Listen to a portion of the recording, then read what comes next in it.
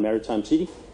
I think that is still what is being said, but it has not been affected yet. So we still have our old office in Shadaf. We are also building a new small facility in Dubai Maritime City.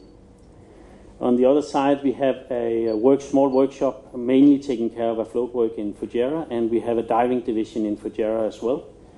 And then we have here, as you can see in the middle, our main yard nowadays, which is the yard here in Hamria Free Zone, where we are doing, where we have the main office, and apart from doing repair, we also have our new building division operating from here. I think most of you here, which are present today, are familiar with the geography of the UAE, so I will not go too much into that. Our history is that we were brought to life back in 1978 by Ali Al-Bawadi, which was also setting up Shadaf at that point in time.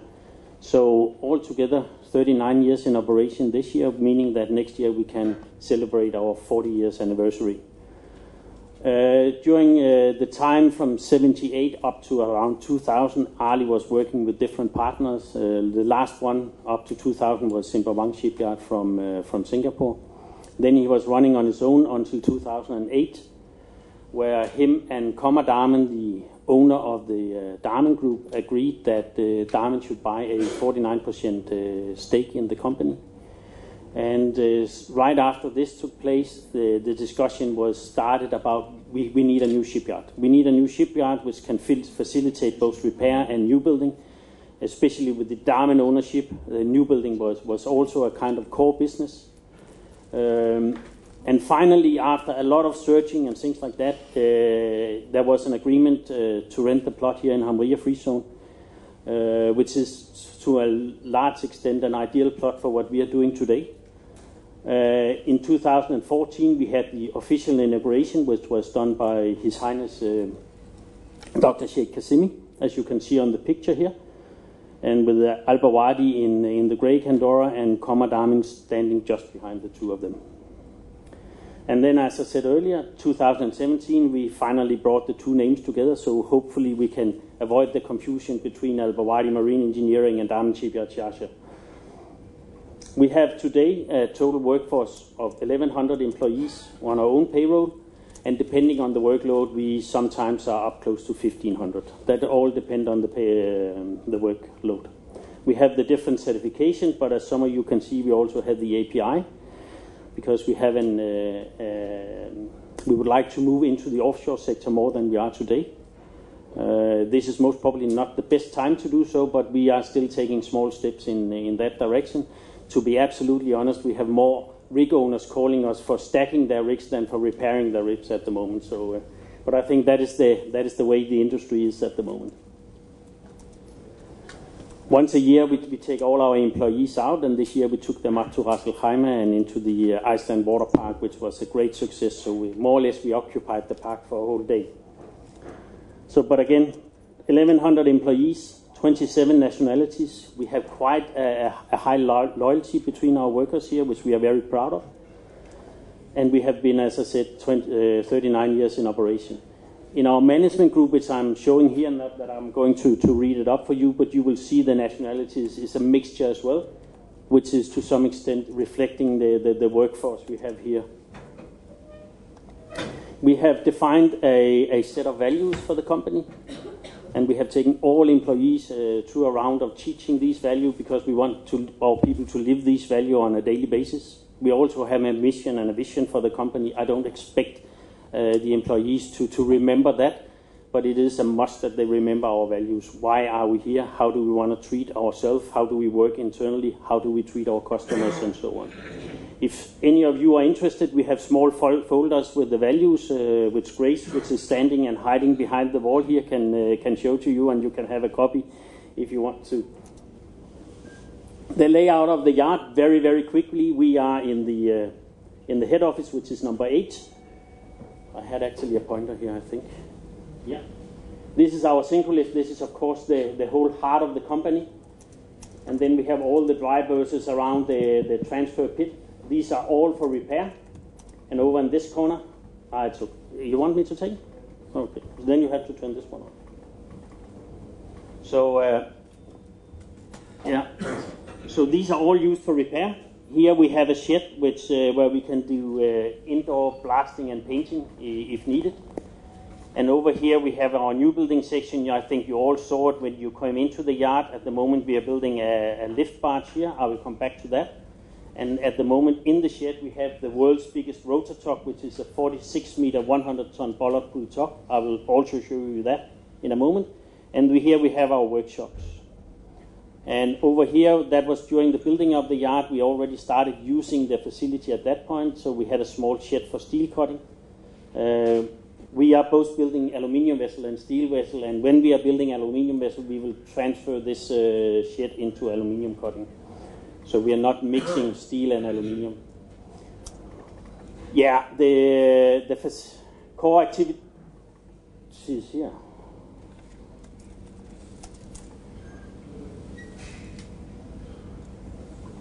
Yeah. The core activities here in Sharjah are, of course, dry docking and afloat repairs. We have all the major trays in-house. We do a number of conversions, however, not enough, because they are simply not in the market at the moment, which we think is a bit of a shame. As I said before, we are trying to move into the oil and gas, and we are taking steps in that direction. So these are our main activities here in Hamria. What we are doing on the new build side, as I said, that is that we are building both in aluminium and steel. This picture is for two fast boats, which can be used either as crew boats or aluminium boats. They are in one of the sheds here at the moment. They are going to be finished within the next 2 months. They have been on a standstill for some time. They have been built on speculation, but we had the choice, or Damen had the choice, either to make them into patrol boats or make them into crew boats. Now the decision has been taken that they will be made into or outfitted as crew boats. The pictures here are showing some of the other projects we have had, which includes a crane barge, a number of ASD tugs, dredgers, floating docks, and this special tug called shoal busters. I will not go into every detail. If you have any questions during my presentation, please don't hesitate to break in and disrupt me. We have a quite extensive engineering department, which are doing all our engineering, both for repair and for new building, and all our new building projects we are putting into 3D, which will make the building process much more efficient. So we are using the absolute newest way of building our tugs here, and the most modern way to make sure that we are bringing the hours per ship down. This is basically what we have under construction right now. This is a lift/accommodation barge for a local company called Aquadive, and we actually have the owner represented here today at the back of the room. This is a barge which are up for delivery in the early part of next year. This is a what is called a modular dredger. We have 2 of them in the water, which will be shipped out of here tomorrow. They will go to Bangladesh. And then here, this is the aluminium crew boat, as I showed you before. As I said, we can do it either as a crew boat, or we can put it grey, and then we will make it into a patrol boat. But now we have decided that it is going to be the crew version. On the tug side at the moment, we have just finished the sea trial for this one. This is a rotor tug, so-called rotor tug. It's a little bit special. Maybe you can see that it is a tug with 3 azimuth thrusters. 2 in the bow and 1 in the stern. And these 2 are alongside. If anybody wants to see them, please let us know. Then we are building this one. This is the same principle, also a rotor tug, but this is the biggest built ever. It is 46 meter long and will have a bollard pull of 100 ton. It is also for delivery in the early part, the first months of 2018. Here we have a picture of a ASD tug called 2913. Actually today we have the key laying of this tug, so I will have to leave the symposium for a little time, because we have the key laying together with the customer, and the customers for this tug is Sakra Port. So it's a local customer we have for this tug.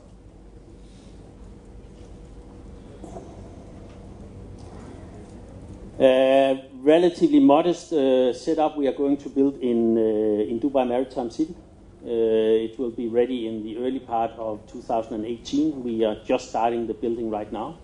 But compared to this, it's a very, very modest facility we are setting up there. But also that will serve as our holding point in Dubai the day, if the day comes that we are kicked out of Jeddah. Otherwise, in Dubai, we do very much the same as we do here. However, we do a lot of yacht repairs in Dubai, and we also have an afloat and voyage repair division.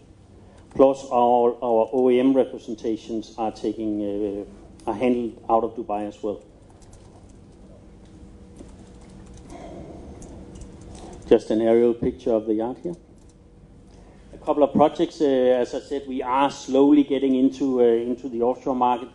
This was a couple of lift boats from Terrace Offshore, which were in for some repair here in the early part of the year. They only left a few weeks ago, actually.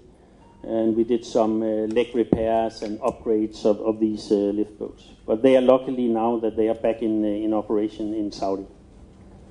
This is an example of a voyage repair. This is a Maersk vessel, container vessel, which had a damage to the funnel. What we did was that we prefabricated a new funnel in our workshop in Dubai, and then we loaded it in Jebel Ali, set a crew on board, and we did the final installation in Salalah. And then we took the crew off, and the vessel could continue its voyage without any delays. This is a conversion project we did here in Hamri a couple of years ago. It was a little bit of an interesting project because the customer wanted an extra layer of accommodation for this vessel. So the final, what we did and what we offered was to cut the old accommodation free at deck level. Then we reinforced the corners of the accommodation, and then we jacked it up 3.5 meters, and then we slided in a new layer of accommodation. Quite an interesting project. We did it in 60 days, so this is one of the more fun conversion projects, I would say, with a little bit of a different way to approach things, but very successful. Then a little bit state of the nation. How are we here in August 2017? As also mentioned by Mr. Saud, we are in the middle of a downturn in the oil and gas sector, and that is affecting us heavily. And it is taking longer than I think most people anticipated in the beginning of the downturn. Not only us, but our clients are going through a tough time. We can definitely feel that. We have a very fierce competition. Of course, the main competition for us is in Dubai Maritime City. Everyone is struggling. Still, we are able to pay our people in time. We are able to honor our obligations, but we see that some of our colleagues in the business really are struggling, are ending the years with red numbers and are delaying payment of their people. So it is not a good time for the business at all, to be honest. If you look out the window, and when you came in here, you could see a lot of vessels. We are basically full at the moment. So why complain when you have a full yard? The problem is, as I'm saying, our customers are suffering at the moment. They come into the yard, they only do the bare minimum, and as I said, it is in strong competition. We have even had vessels here which are going back in the water without anti-fouling. That is how some of the ship owners at the moment are affected by the downturn. They simply cut the cost. They say, no new anti-fouling this time. Whether that is a good strategy, I don't know. But the short version is, yes, we basically have the numbers of vessels we would like to see here, but the turnover is definitely not as we would like it to be. And if you look at the repairs sector, it is going up and down. If you had been here 1 month ago, you would have seen a complete empty yard. Now we are luckily full again, but we know that it is going up and down. But the big issue is not the number of vessels. The big issue is the turnover per vessel at the moment. We are striving to stand out between the repair yards and the new building yards in this region. We will be second to none. We will not accept to be number 2 in anything. So we are truly striving to be the best facility and the best option for our customers. And I hope that we can show that. We have an excellent cooperation with the Free Zone and the staff of Mr. Saud, but also Sharjah Port. We have a very good cooperation, and they are supporting us in our efforts to be outstanding. And so far, I think it is working in the right direction at least. So I think we are successful in that. But without moaning too much, it's not an easy time for a shipyard, I have to admit that. Then I would just like to advertise a little bit as well. Now I have advertised the whole yard, but also that we, on the 28th of September, will have an open day here, where we are basically showcasing all the vessels we are having, which is quite a lot. We are showcasing tugs, even fun boats like this. This is called an interceptor, which is mainly for the Navy, but it will do 60 knots, and we will take people on tours here. So if you want to get a little bit of wind in your hair, this is a good opportunity. We will showcase different types of aluminium craft. We will also have the catamarans in for that event, and also the ASD talks. So there will be a great variety. So if you have a chance, please join us on the 28th of December. It's going to be a little bit of a fun day here with some presentations, also technical presentations. And you can go out sailing with some of the vessels as well. I think I ran a little bit over time, but I hope that is acceptable, right? So thank you very much for listening, and hope you will enjoy the day. Thank you.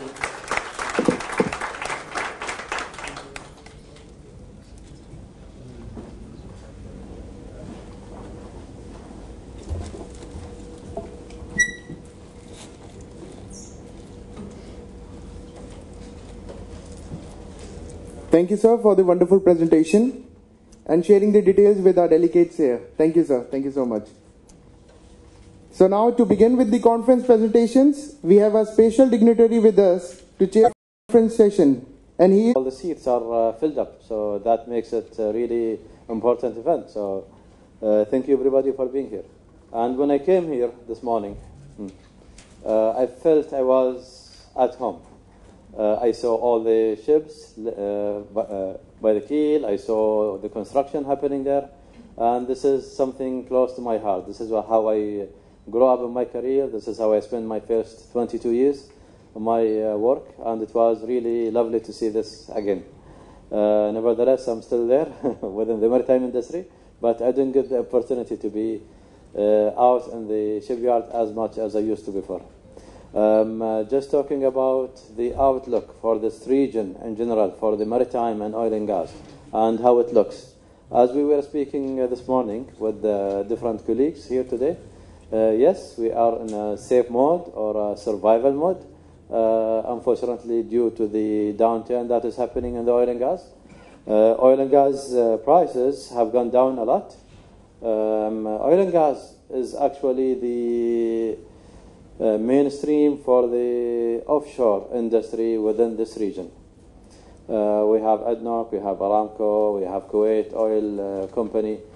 These companies are in need for the offshore support vessels. They are in need for the ship repair, for the offshore platform repair.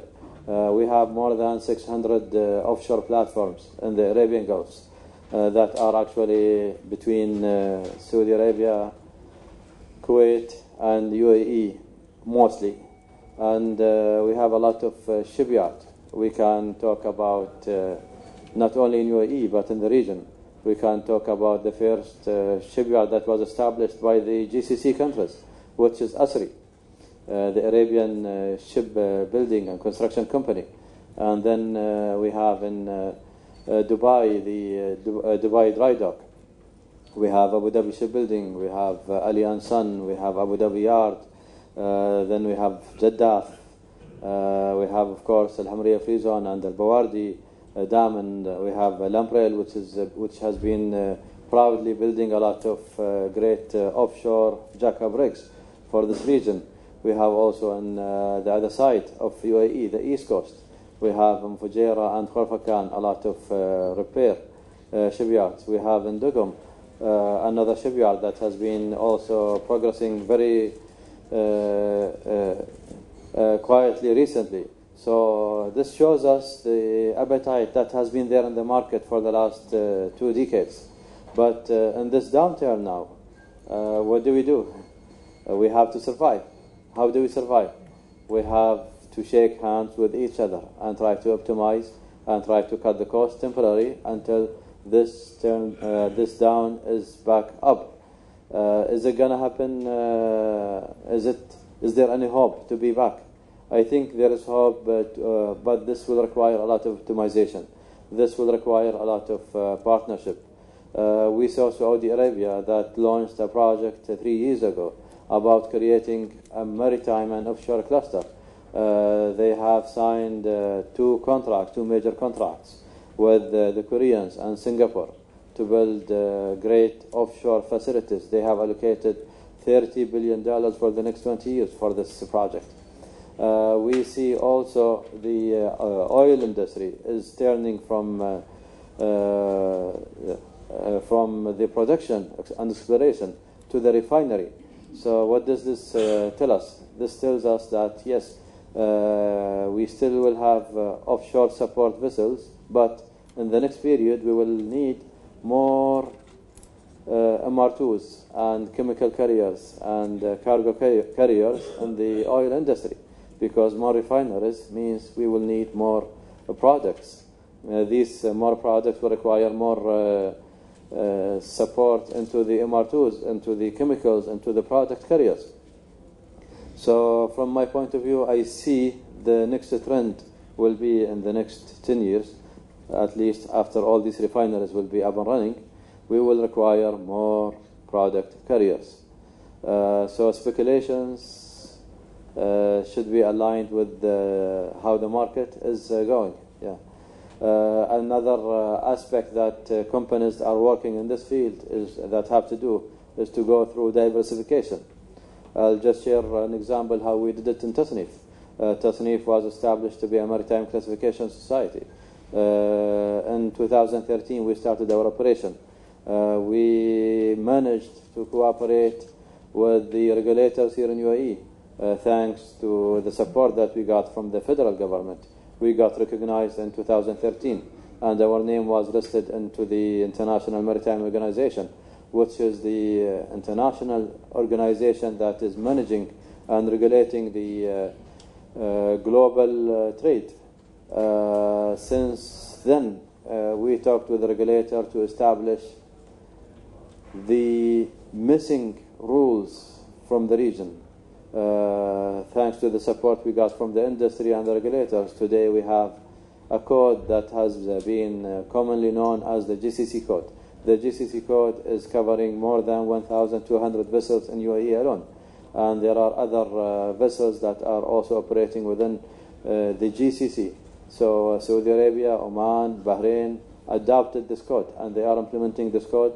And this code is basically, as most of you know, it is putting the minimum requirements for the safety, environment protection, and quality for the vessels that are non-conventional and working within this region. Beside that, when we saw the market, there is no much growth, and a lot of projects have been cancelled or put on hold into this. So we decided, okay, let's look around and see what's happening. So we decided also to join our other classification societies and start working in different fields. One of the fields we started was the business assurance. Business assurance, we launched a company that was called the Tasnif Business Assurance, which is 75% owned by Tasnif, 25% owned by the Italian Classification Society, RINA. And into this domain, we started providing the same services in quality, safety, and environment protection in different fields. January 2017, we started certifying more than 600 hospitals and healthcare entities in UAE, in Abu Dhabi. And how did we do this? We created a code that was healthcare code. The code is actually covering 11 ISO standards, and some of them in healthcare, others are in generic, such as the quality management system, the occupational health, safety, environment protection, the OSAS, and then we included the catering for the healthcare, we included the customer satisfaction, and we included some other requirements for the healthcare itself, such as the clinical coding. We shook hands with the HAD, which is the Healthcare Abu Dhabi regulator, and we started in January, and now we are starting the second phase, which is the clinics and the pharmacies, which will start in September. Nevertheless, we also shook hands with Al Hamriya Free Zone, and that happened 2 months ago, when Al Hamriya Free Zone had a vision to have a better quality for the companies that are working within Al Hamriya Free Zone. So our name is already recognized with the Al Hamriya Free Zone to provide the ISO services such as the quality management system and some others.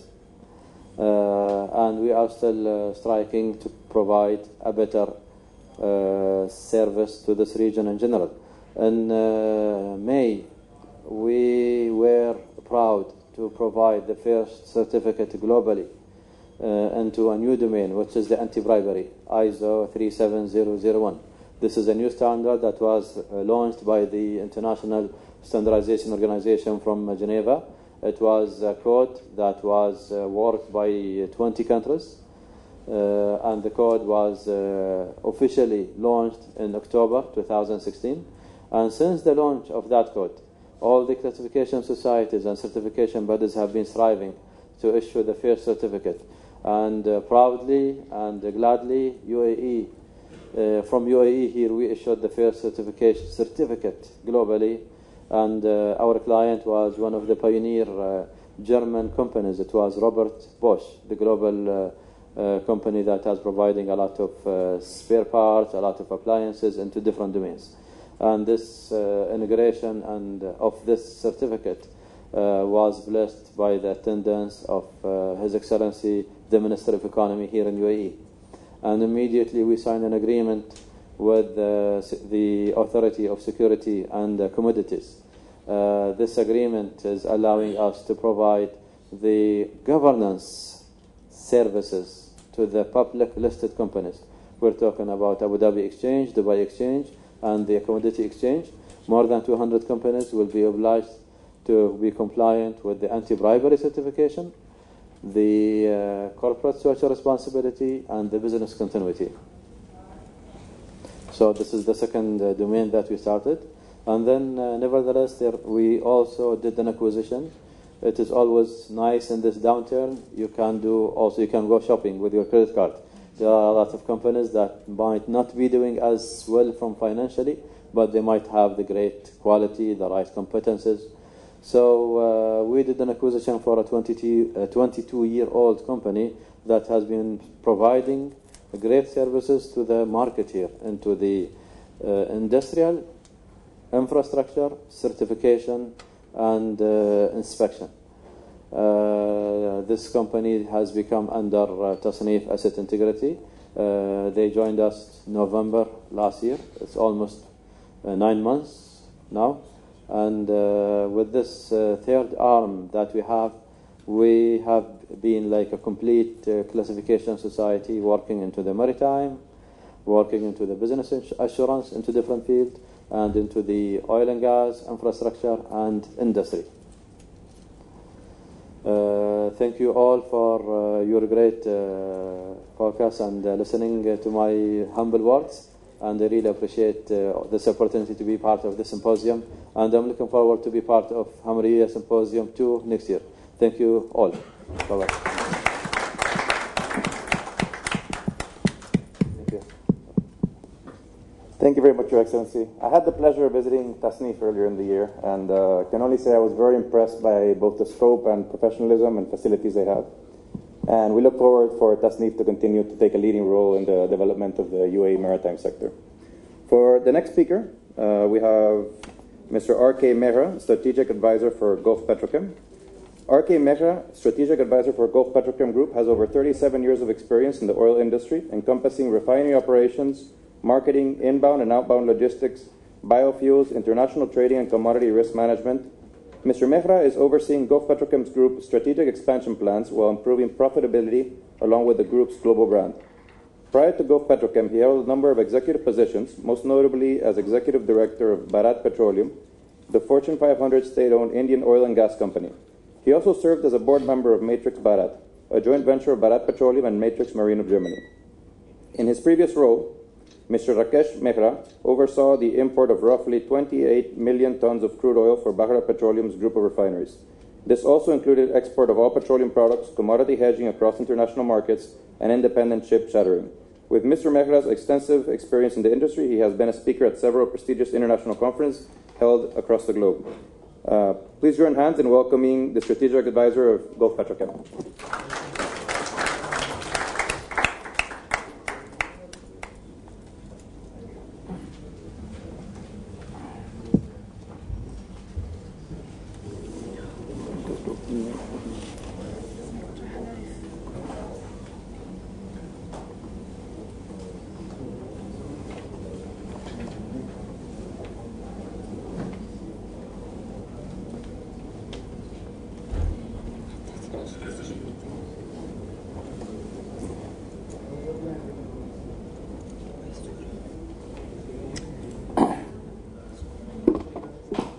So once again, a very good morning to all of you.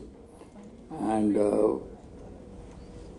first of all, I would like to thank the organizers and the sponsors for giving me this an opportunity to speak at this forum. Since the option was given to select your own topic, so I have selected a topic which is slightly, but very much related to shipping business, but slightly a little away from that. And so I chose a topic which I am most comfortable. So with that, once again, thank you, the organizers, for giving me this opportunity. So I will speak on the oil and gas, what all dynamics are taking place in the recent times. And there are I would say it's both hopes as well as despair. But I do believe there are more hopes how the oil business is going to shape. And we have all been living with the low oil prices for quite some time now. It went almost to 30, but now we are at a reasonable level of nearing to 50, and which I do believe that it's positive for both producer as well as customer, because there are so many other things that are happening, particularly in case of major consumers and the consumers where there is a growth currently, India, China, and maybe to some extent Middle East. Otherwise, you will find most of the countries on the western side, they are stagnating and in terms of growth. And so it is only these two major giants, India and China, who are providing this growth opportunity for this hydrocarbon industry. And particularly having worked for 35 years in Indian oil scenario, and which traveled across the country and also across the world. So India is far from what you can say a saturated state, and there is a growth. The new refineries are coming up, market is growing, gasoline is growing double digit for last almost a decade. Even now it is growing double digit, gas oil is growing, and overall 5 to 6% growth in oil sector, and which will continue to be so, at least I see in next 5 years. So this is what is providing India and China hope. Although China, people say it has slowed down, but still base is huge, and if you grow by 2 to 3%, it's a huge volume.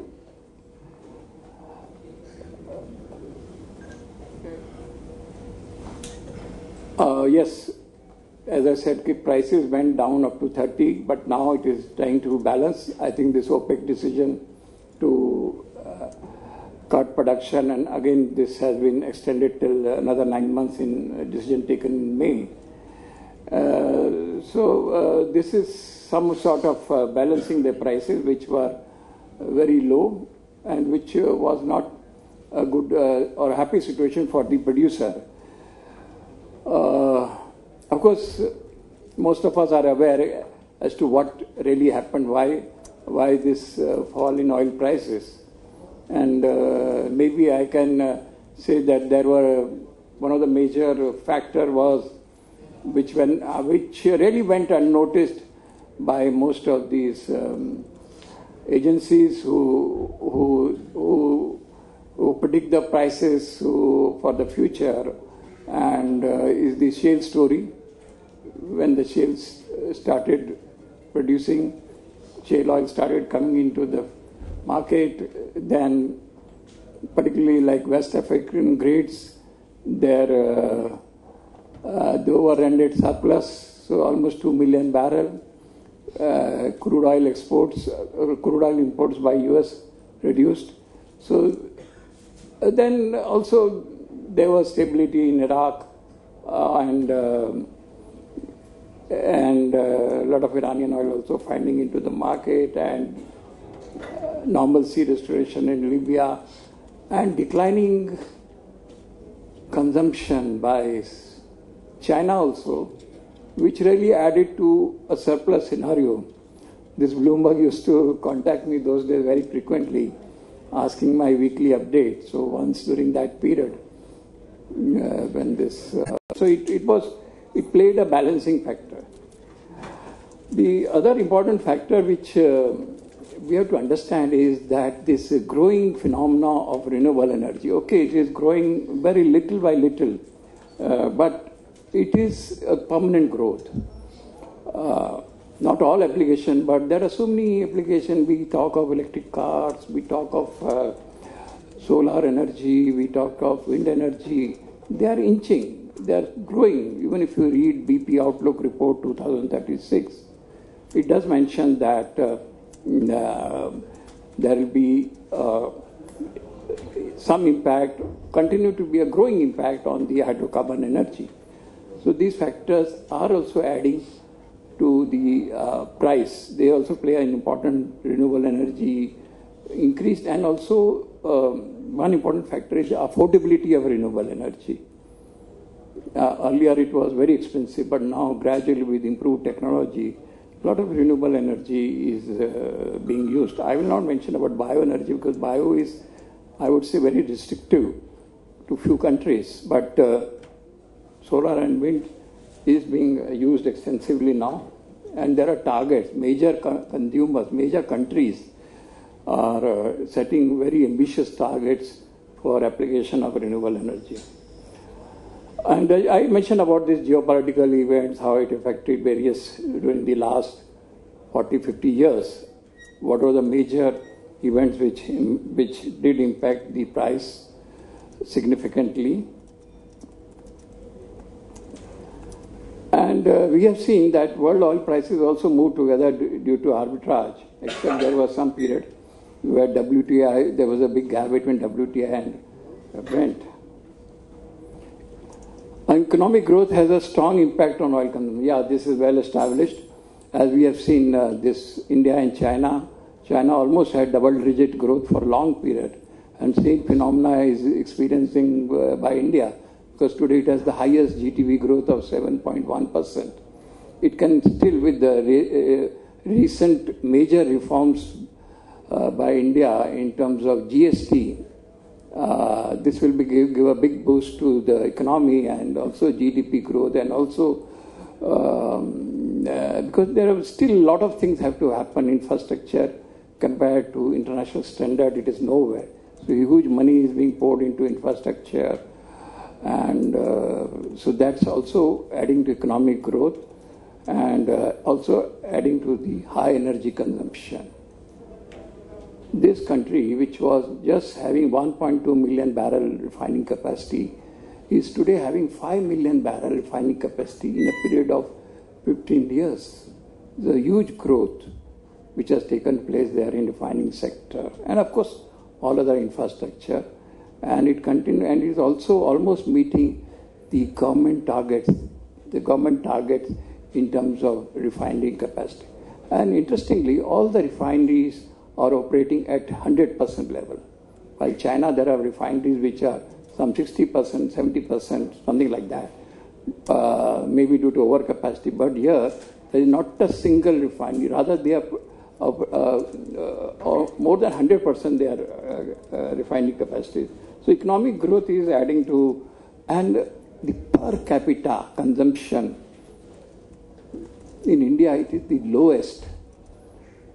Even 1/3 of what China is consuming, and we cannot compare that with US or Japan, which has a huge per capita consumption.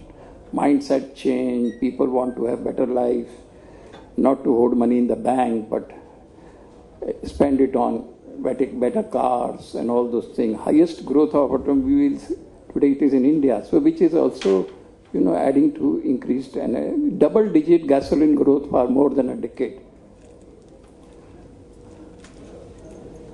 There has been a perceptible change in case of non-OPEC supply also, in the which perhaps is playing a balancing factor. Some of the changes which has taken place in global liquid fuel production since to January 2016, and increase in production of light crude oils, which we have seen, which have more than offset recent declines, I think particularly in Nigeria and West African countries, where they have not been part of this OPEC cut. And also, this is also because of this refinery configuration and all, there has been, I would say, much more flat Dubai Brent differentials than what it used to be earlier.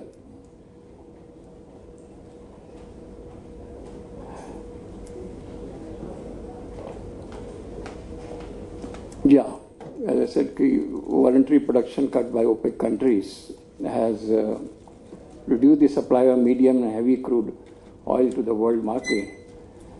And in addition, the production outages in Canada and decline in production from Mexico and Venezuela due to internal disturbances, further reducing the total amount of medium and heavy crude. Although gradually than OPEC production cuts, in contrast, the two OPEC members exempt from, as I mentioned, Libya and Nigeria, have increased production of their light sweet crude oil.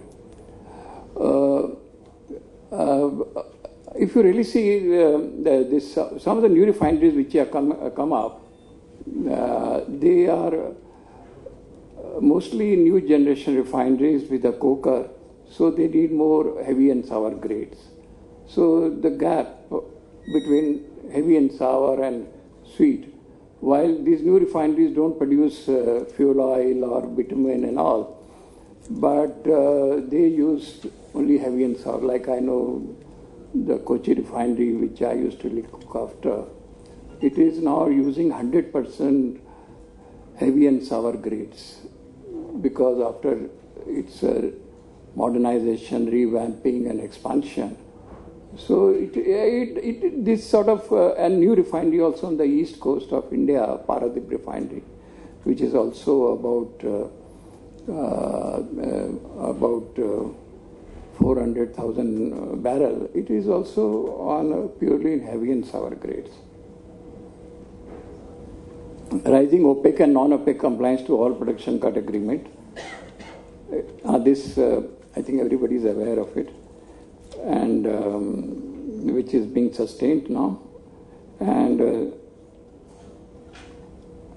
back to, as I said, inventories are surplus, which supply-demand situation. What has been the current factors which are playing in terms of balancing the supply-demand situation, and however, there is a possibility that heavy maintenance will be scheduled again. In recent times, there has been a lot of heavy maintenance taken place, particularly in India and China, which affected the situation. And also product impact. In last 3-4 months, I observed, particularly in gas oil, because of this extended maintenance shutdown, there was a high demand generated. huge exports were to Indian subcontinent, and also there were strong gas oil cracks with high premiums, and it's almost continued for 3 months. But now again, almost all these shutdowns are back, and refineries are normal, and also fuel oil cracks was very strong. And in the near future also, gas oil east-west spread and fuel oil cracks are expected to stay supported in the system. Very strong Asian gas oil market due to combination of supply heavier than, and this I think is their gas oil very strong market. It will continue to be. In between it was very strong because of refinery shutdown. But again, I can say for India, which was 65 million tons of surplus product 2-3 years back, it has now come down to only 40 million because of huge growth, no new refineries going to come up in next few years. The earliest refinery which is I see is next 5 years, maybe the West Coast refinery, which will be the joint refinery of all the PSUs. So that will be about 1.2 million barrel capacity. So it will take another 5 years, and whatever little bit addition will be there.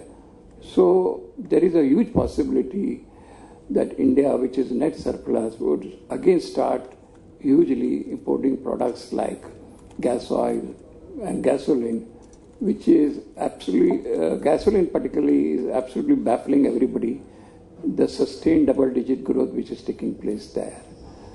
So it may have a very different situation, probably a lot of opportunities for Middle East refineries to position their product in that area. China, similarly, a similar story exists there also. This we have already talked about, and another phenomena which took place, which will again repeat after 2-3 years, is switch over, the whole nation switched over to gas oil Euro Standard 4, Euro 4 standards, whether it is gasoline, gas oil, in a big country with 1.2 billion population. Now it is delivering 10% Euro 4 standards, emission standards, and which will switch over to straight away to Euro 6 in 2020 as per the directive of the highest court in the country. Again, which will create a big mismatch and huge imports by India to make up for the deficit. Refineries are tuning to do that. I'm talking more on India because this is a growth center, which would perhaps interest the delegates in Middle East. And European also, Middle East supported Middle Distillates Complex. West Coast, where the price is strong due to good demand for road fuels in Europe, longer than expected refinery outage and empty stocks. Refinery problem in Latin America, also pulling product from US Gulf Coast, from Europe, away from Europe, and creating for the light diesel situation already caused by Asia. As a result of these near-term bullish factors, July, August prevailed that time. Middle distillate and fuel stocks, I think, almost declining everywhere. And fuel oil in recent times has been quite strong, and maybe because of this low crude oil prices, which has helped to keep the fuel oil crack strong. One of the factors is refinery issues in Mexico and Latin America, which traditionally supplies fuel oil to the Asian market. They have been plagued with series of problems. Demand during that period in Asian market was quite robust. Bunker demand has been going up and is very strong in the Asian region, and particularly Singapore. And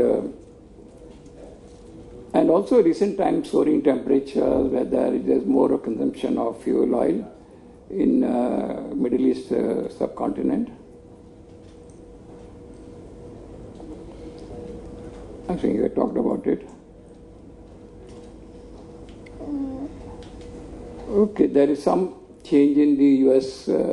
Perception, because of the crude surplus. Now they are exporting crude oil to big consumers. They have started recently, particularly this grade, Mars and Poseidon, a blend of it, heavy and sour, and Middle East, and light one also.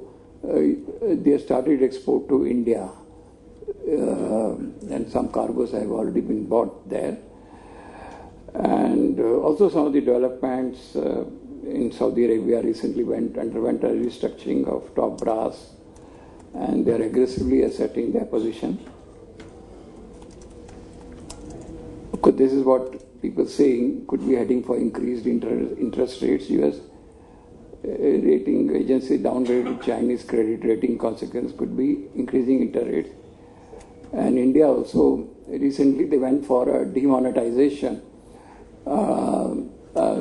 There were temporary setbacks, and oil consumption, particularly the major products, gasoline, gas oil and LPG, their consumption dropped almost, it became negative growth. But now I think it has come back because there is a huge cash economy. Government, whatever may be the intention, cannot ignore that a significant percentage of the economy runs purely on cash, which was including the truckers, the fleet owners. It all goes on cash, or so many other trades. So it was a temporary setback to the economy, but in the long run it will add value to the economy. And with that, and also implementation of GST, single tax now, and initial hiccups are there, but it will add, absolutely make it easy for the business to perform, and also the investors to come to India and ease of doing business. All these factors we will be seeing in coming, and also focus on digitization. Huge focus, huge incentive to digitize all your activities. Crude inventory and exports, I mentioned about it.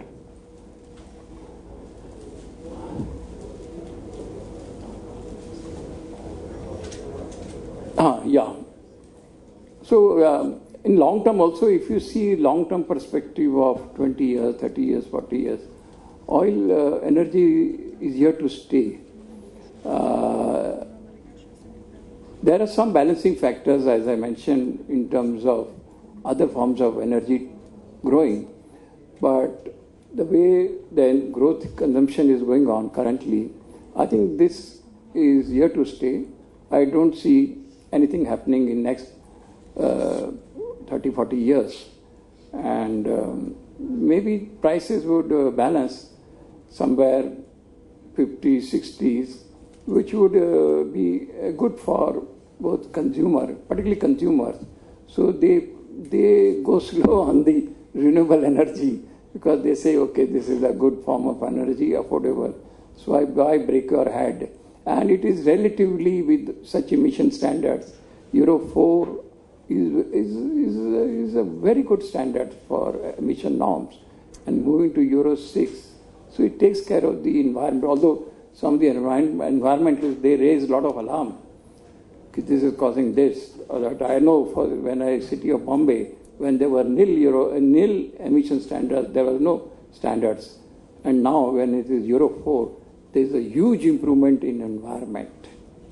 So we cannot just write it off. There are other factors which cause pollution. And those factors we don't address. So that's it. So I think unless there are something like inventory goes down substantially, and then that situation prices can shoot. So with that, I think I have slightly exceeded the time. I didn't track it. But thank you very much for giving me this opportunity. Thanks.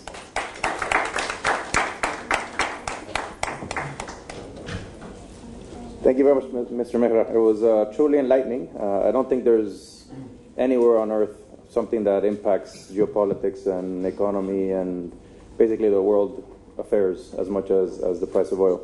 Having said that, we now enter questions and answers. Any question for either His Excellency Al-Habsi or Mr. Mehra, you could just raise your hands and microphone will be delivered to you. Okay, so I'll start off. His Excellency Al-Habsi, just wanted to ask you briefly, what would you consider to be your most challenging project and how you were able to overcome it? Wow, that's a very broad question. Thank you for this. Well, actually, the challenge was not actually the project itself, but probably building a confidence from scratch. This was the really most important part.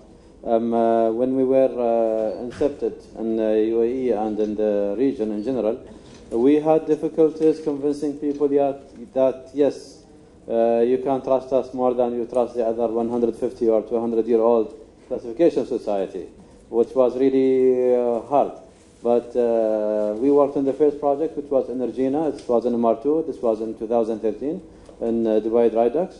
And we showed very high engagement and taking care of the customer and showing all the details from everybody that was involved, including myself. I was on board several times, making sure that everything was there.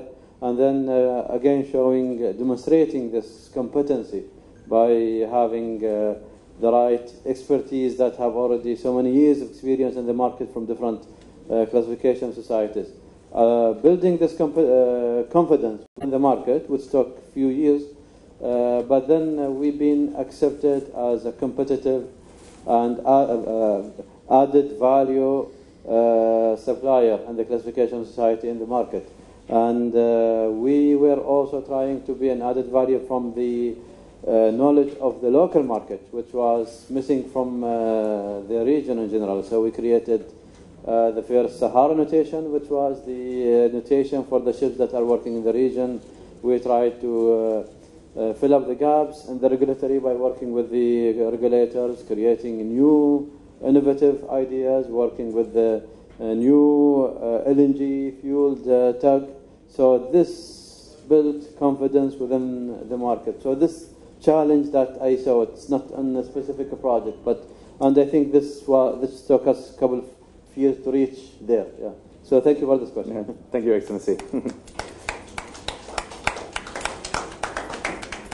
And Mr. Mehra, I know this is a question you might hear pretty often, and one you might not usually like to answer. It's actually a two-part question. One would be if I were to ask you for a wild guess for one price in 2025, which would you say it is? 2025, where the oil price would be? Exactly. Yeah. At today's US dollar. I think it should be, I don't know, I can see that. So when you forecast a price,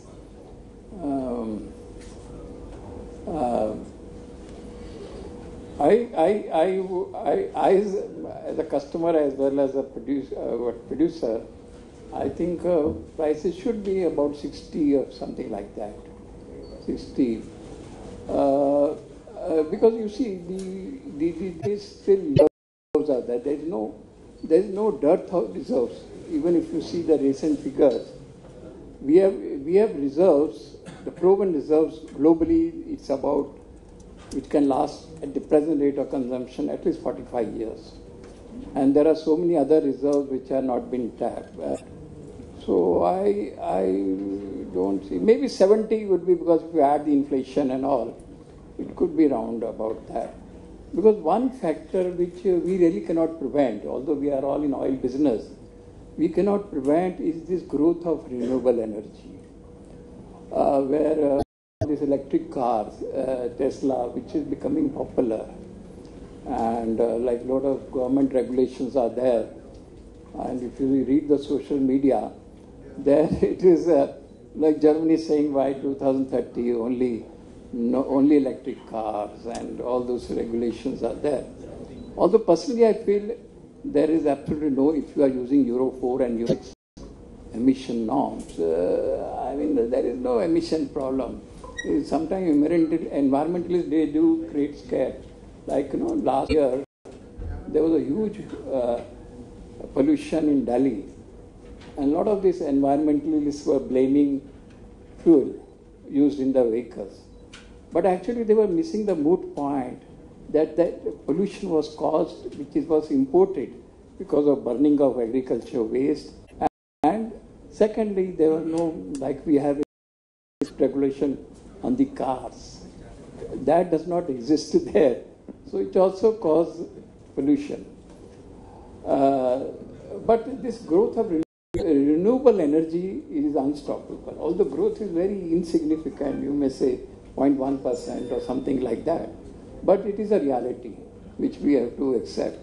So that will cause a balancing, preventive. I mean, this is my guess. I may be 100% wrong, Yeah. but I'm just seeing what are the, like bioenergy, I will think it will not, it is only very strong in countries like Brazil or Thailand or maybe this Ghana or US. Because Brazil has got huge surplus of agriculture land. World's 25% agriculture land is in Brazil. So they can merrily grow sugarcane. But in a country like India, which is also now big, third largest energy consumer is India now. There is a very great shortage of agriculture land. So bioenergy, they cannot do much. Only some academic things are happening there, no matter whatever the government claims. So bioenergy, I don't see a threat, but renewable energy, yes, because it is becoming more unproductive. But the growth will be so slow. That's why I said next 40, 50 years there is no problem. At least in our lifetime, or maybe next generation lifetime also. But prices there it can balance, something like that. And what would you say to the philosophy or the theories that are sort of circulating in the market that the oil markets overreacted and are now not investing enough into research to replenish supply? So in the next 5, 10, 20 years, we're actually going to become into a deficit situation. I do feel they overreacted because research is something which cannot be abandoned or stalled for some time. It has to be continuous. So that I think sometimes does happen because we were living in an era of $90 and $100 a barrel for quite a long time, and when it suddenly comes down so fast. But one of the factors also could be some element of overpricing was also there, some element of overpricing, which got erased because of this decline. That and does happen because high prices, whatever prices for a long time. So some element of overpricing was there, which perhaps has got things like that. And in an oversupply situation, it is very tough to sustain high prices, because there are inventory pressures. Where you will keep the inventory, how much inventory you will keep, and also the business has to go now. You cannot just cut production. You cannot cut production significantly. You can cut production little, but you cannot to balance the prices. But you cannot cut. Business also has to go on. So that's I feel.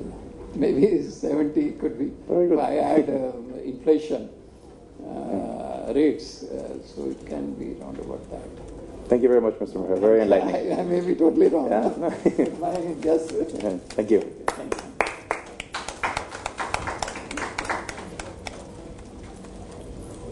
Thank you, sir. Thank you. With this, we come to the end of the first session of the speaker presentation. I request all our guests to kindly move forward towards the backside of this our hall and enjoy your tea and coffee. We shall resume our conference after half an hour. Thank you.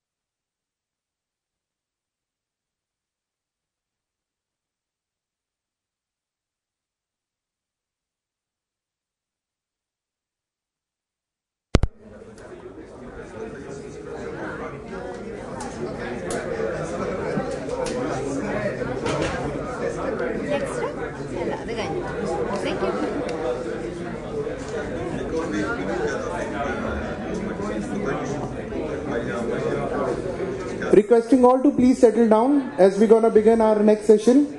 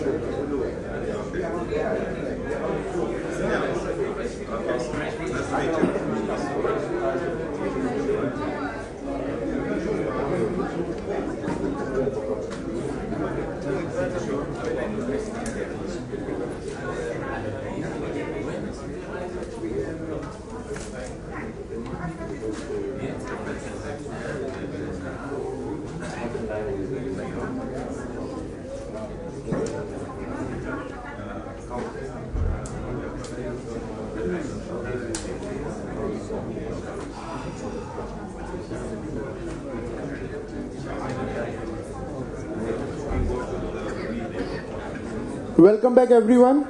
I hope you all enjoyed the tea and snacks served. Moving on, let's start the second session for the day, and I request Mr. Eduardo to kindly continue with the rest of the session. Sir, please.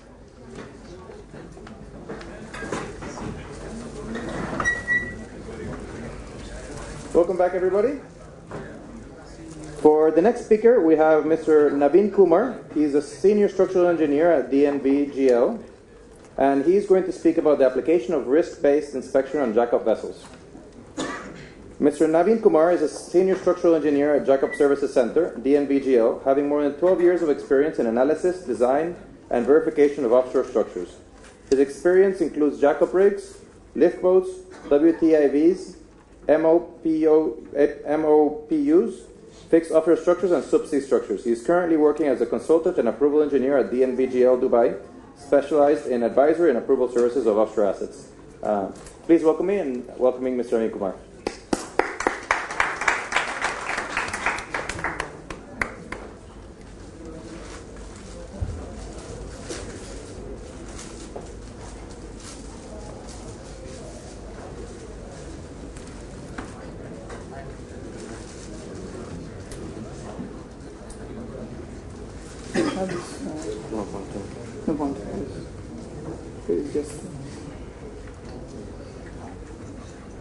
Thank you, Mr. Eduardo. Good morning, ladies and gentlemen. I'm Naveen. I'm working as Mr. Eduardo pointed out, as a structural engineer in DNV-GL. And my topic for today is the application of risk-based inspection procedures for jackup vessels. Although it's a very specific topic, this topic can be extended to other offshore assets and marine assets, ships. I don't say oil and gas because this methodology has been adopted in oil and gas long before.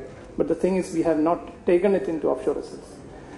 I'll just go into my agenda.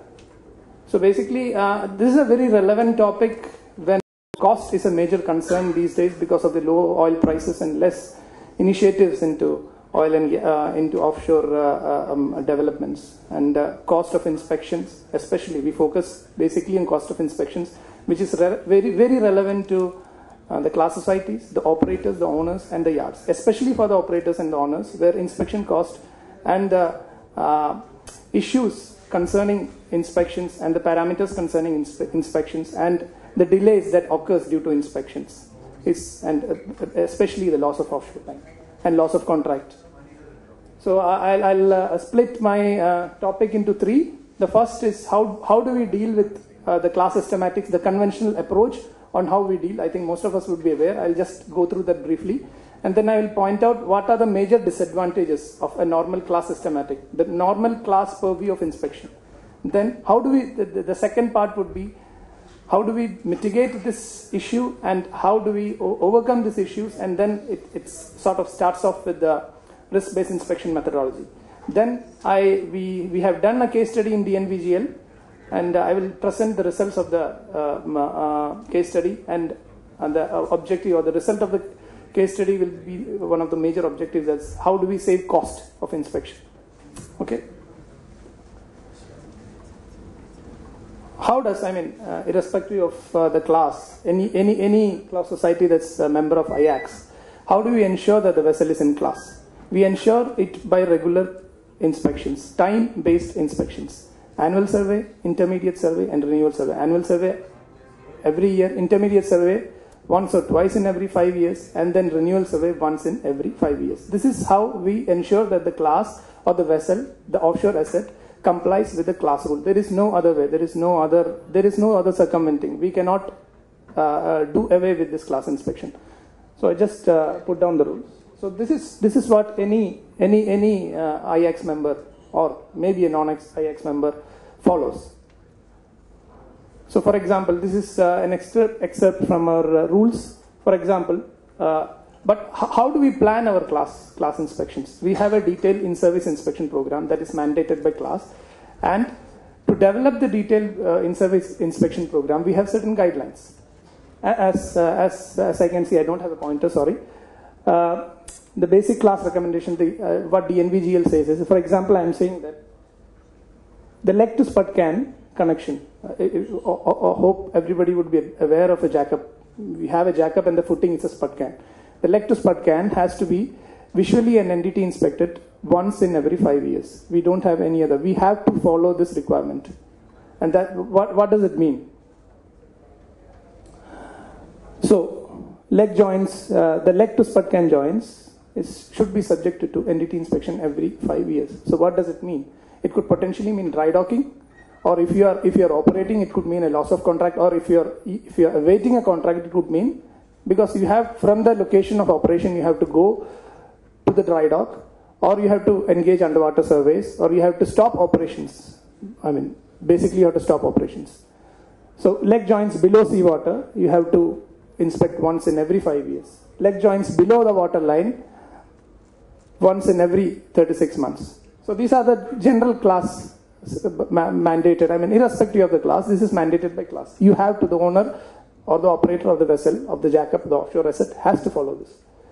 So basically, the conventional IAP is the time-based. So approximately 12,000 joints to be inspected every 5 years. So what does it mean? It means underwater surveys, dry docking. As I pointed out, again, there's a possible loss of contract or dry docking. Yeah. Now to develop the in-service inspection plan, how do we say that these joints or these structures has to be inspected? We generally follow a three-step methodology, or not a step actually, three methodologies. Basically, if you don't know the inspection history of the vessel, we usually go by experience. For a jackup, the most critical joints are the legs, the jackhouse connections, or the leg to spud can connections. So we generally go by experience if we don't have the inspection history per se. And the second level is a qualitative risk-based inspection, which we generally follow, which is the normal class, which we generally follow in the normal class systematics. This is based on the fatigue analysis, that we do during the new build phase or during the operation phase. We identify the most critical joints and then base our inspection or plan our inspection based on that. So this is what we generally use. The second level is what we generally used, and which later, boils out or later creates the basis for the in-service inspection plan. Now, I'm trying to introduce at the third level, which has been recently introduced into our rules. It's the third level inspection, which is a quantitative risk-based inspection. We try to address certain parameters which has been sort of overlooked in the earlier methodologies and try to address that and try to optimize the inspection. So the third is a problem approach, which I will come to. So the first one was purely based on experience. The second one was based on the fatigue analysis, which we generally do. And the third is a new one. So what does our rule say? The rule says, as I pointed out before, there are some parameters which are being overlooked in the current conventional class systematics. These are the degradation mechanism. These are the uncertainty in the fatigue analysis, which I will come to, and the degradation mechanism, which also I will come to. These are the two parameters that are sort of takeaway, which are being overlooked in the current scenario or the current conventional class-based inspections. I'm giving examples from some other class rules. I don't want to name it, but what I'm trying to say is that this is not purely a DNVGL thing. Other class rules also have introduced this. Yeah.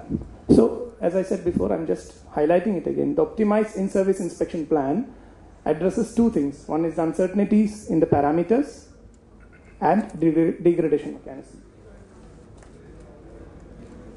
So basically, what is our objective? Our objective is where to inspect, what to inspect, how to inspect, and when to inspect. Earlier, these were sort of formalized or sort of ritualistic. You choose a leg joint, you have to inspect it every 5 years or every 2.5 years or every year, irrespective of what you find in the current inspection or what you found in the previous inspections. It's sort of a ritualistic thing. I would say there was no logic in it. You were inspecting the inspection procedures or the inspection class systematics, but sort of ritualistic and not really, there was no real great rationale behind it. So these are the 4 questions that we are trying to address in this methodology. Yeah. So I come to our first, as I said, there were 2 major overlooks in the previous methodologies. One was the overlooking of the uncertainty of parameters and degradation mechanism.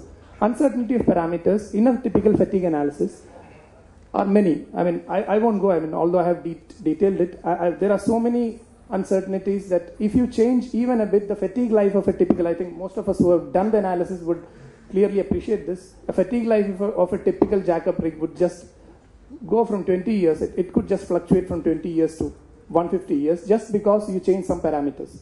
The parameters, the uncertainty in the parameters itself are not taken care in a typical fatigue analysis, which forms the basis of a typical in-service inspection plan based on qualitative risk-based inspection. There are so many. For example, the stress cycles itself is quite uncertain, and the approximations or the assumptions that we make in a typical fatigue analysis is very crude. Sadly, unfortunately, that is the situation these days. Yeah, or it has been. The second is the SN curve itself, the fatigue life chart that we use based on the stress cycle and the design life. The SN curve itself is highly conservative. There are so many uncertainties in the SN curve which we really don't take into account. And I think the most important quantity is there is no measurable quantity. For example, I'll just give you an example. The fatigue life is basically quantified by damage. When you say there is a damage of 0.9, you say the joint has failed when the damage is more than 1. When you say the damage is 0.5, there is no measurable quantity on site. In situ, there is no measurable quantity. You go see a joint, you say the damage is 0.5 or the damage is 0.9, it looks the same to you. It doesn't matter. You don't see a crack. If you see a crack, you repair it. But when you say the damage is 0.5 or 0.9, you don't have a way of measuring it. So the conventional procedure that we use these days do not address this quantification. It does not address this quantification. And the only measurable quantity in a fatigue analysis, the only measurable quantity for a damage is the crack. This we do not take it. However good the welder is, however good the machines or equipments are, we cannot make a joint without crack. It is impossible. There will be crack. You see it or not is something different. The issue is that when the crack reaches a threshold level, it becomes unstable, and then you have a real problem. But until then, you sort of you cannot. If you see any UT machines, you have a threshold level. If you see any UT machines, you just avoid those. Some cracks below a threshold level, you just avoid it. You don't take that into account. Only a crack which is above the threshold level is really critical. So it's impossible to do away with crack, and this crack is not taken into account in our current class systematics. So what we try to do now, in the third methodology, the risk-based inspection methodology, is trying to address these 2 issues. One is uncertainty of parameters. As I said, the fatigue analysis as such has so much of uncertainties that which really has to be taken care of. And the second is the degradation mechanism or the crack size as such, which we are trying to incorporate.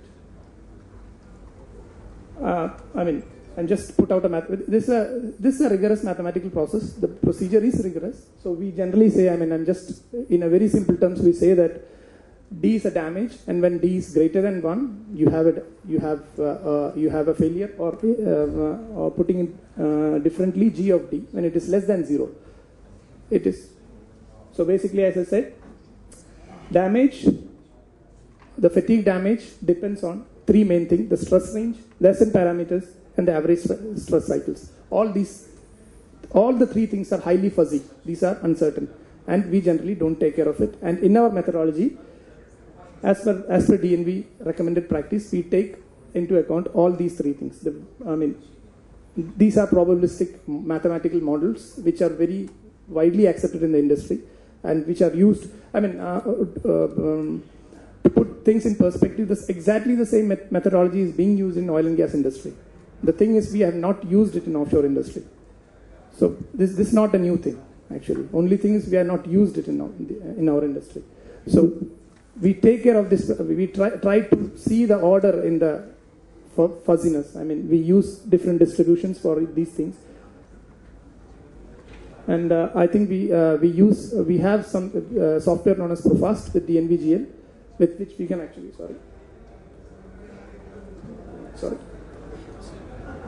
with which we can model it. The mathematical, the rigorous mathematics can be captured in our software known as Profast, and I'll come to this later. And then the crack itself. The crack propagation itself is modeled by something known as a Paris-Erdogan law. It's a very famous law which actually dictates how a crack grows from its initial size to a size that is clearly unacceptable. So we use the degradation. So in summary, what we are trying to do is, we are trying to take care of the uncertainties in the fatigue analysis, and we are trying to introduce the crack growth model into the system. And redo the fatigue analysis. This again is and again we also have probabilistic. For a same joint, what is the probability that we find a crack if we use a eddy current or an UT or a magnetic particle inspection? This is also captured in our model. So basically, this sort of answers the question to how to inspect. For example, a joint. How should we inspect a joint? Should it be visual? Should it be eddy current? Should it be ultrasonic? Should it be magnetic particle? We can actually propose the future inspections using this methodology.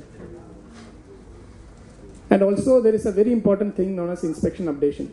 Conventionally, you inspect a joint, you see a crack, you don't see a crack. These are the 2 options, right? So if you see a joint and you don't see a crack, the next inspection, as per the class systematics, you again inspect. Even if you don't see a crack, still you inspect. There is no inspection updation. There is no inspection updating per se. Because in our conventional procedure, that's why I say it's a sort of ritualistic. You give the same importance to a joint, even if you don't find a crack, or if you find a crack, the same importance is given to the joint in the next inspection. But this is not the case now. If you use a quantitative RBI approach, your importance or the importance given to a particular joint based on the current inspection is being updated. The importance is being updated the next year. Probably if you inspect a joint now and you don't see a crack, you don't have to inspect the next 5th year. Or if you see a crack, maybe you have to inspect a bit earlier. So there is a rationale behind. I'll just skip it. Yeah, so I'll just go to a case study. This is a jackup. It's been operating in Zadko field for quite some time. I won't name it. It started operations in 1982, and it's expected to complete in 2020. 2020, yeah. We did this was a typical fatigue analysis with a minimum fatigue life of 46 years. So 82 to 46, it already passed its design life. And we were sort of trying to extend, or the life extend the jackup for another 5 years or something. So we did an RBI on this for the future inspection planning. And it was this was on contract, it was very difficult for it to be dry docked every now and then. And these are the typical class systematic. This is our conventional approach, followed by all classes. Leg to Sputcan connections, It has to be inspected 100% every 5 years. Underwater joints, 100% visual. Basically, you have to send underwater divers, and you have to send ROVs or whatnot, or stop the operations, get it to dry dock. I don't know what. I mean, you are basically wasting your offshore time, or you're basically wasting your day rate. And as I said, we use Profast for this analysis. I'll just skip it. Yeah. And these are some of the results that we got. For example, if you could see this, it started operation in 1982 for a very critical joint. That's leg to spud-can joints. Ideally, a vessel that has started operation in 1982, the leg to spud-can joint should have been inspected in 1987. But if you use a risk-based inspection procedure, it had to be inspected only 10 years later. So from 5 years, it jumped to 10 years. I mean, so basically there is a saving in inspection and inspection time, and probably you're saving offshore time also. The second joint also, you see that the first one was after 7 years, the second one probably was after 8 years or something instead of 5 years. Again, I think it's sort of my last slide. And for another joint, we tried to pick and choose some very critical joints and do the run out our procedure. And the most important thing is, the conventional approach, the hours estimated for 3 legs and spud can was almost 958 hours for a typical class-based inspection, the conventional approach that we follow now. But if you use an RBI approach, we can cut it down to 396 hours. That's almost 60% reduction. 60% reduction in inspection time. And you have to take in inspection cost as such is not much. You have to take in account the savings in the transportation time on and off offshore facility, reduction in the loss of operating time since optimized inspection planning reduces dry docking, underwater inspection, ROVs, etc., etc. And approximately, what we calculated for a 5-year inspection period, you could save approximately $1 million USD. I mean, it's a very rough figure. It's not. It's sort of a guiding figure, but I won't say it's a very correct figure. Approximately $1 million USD could be saved in a 5-year period if you use this new methodology. I think that's it. Thank you.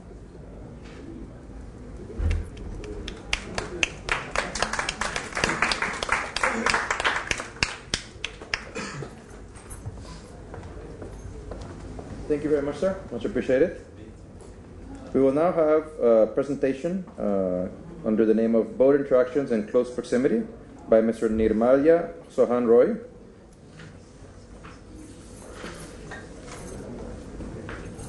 Ms. Nirmalya Sohan Roy is a naval architect and marine engineering student pursuing her master's degree from University of Southampton, England.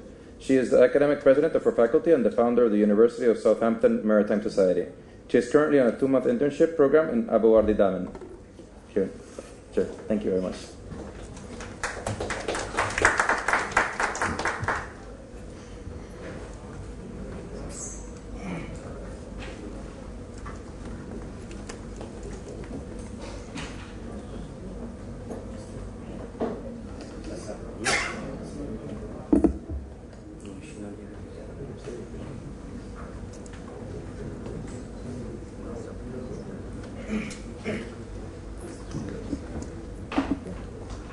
Good afternoon to ladies and gentlemen. My name is Nirmalya Sohan Roy, and my presentation is about my research on boat interactions in close proximity.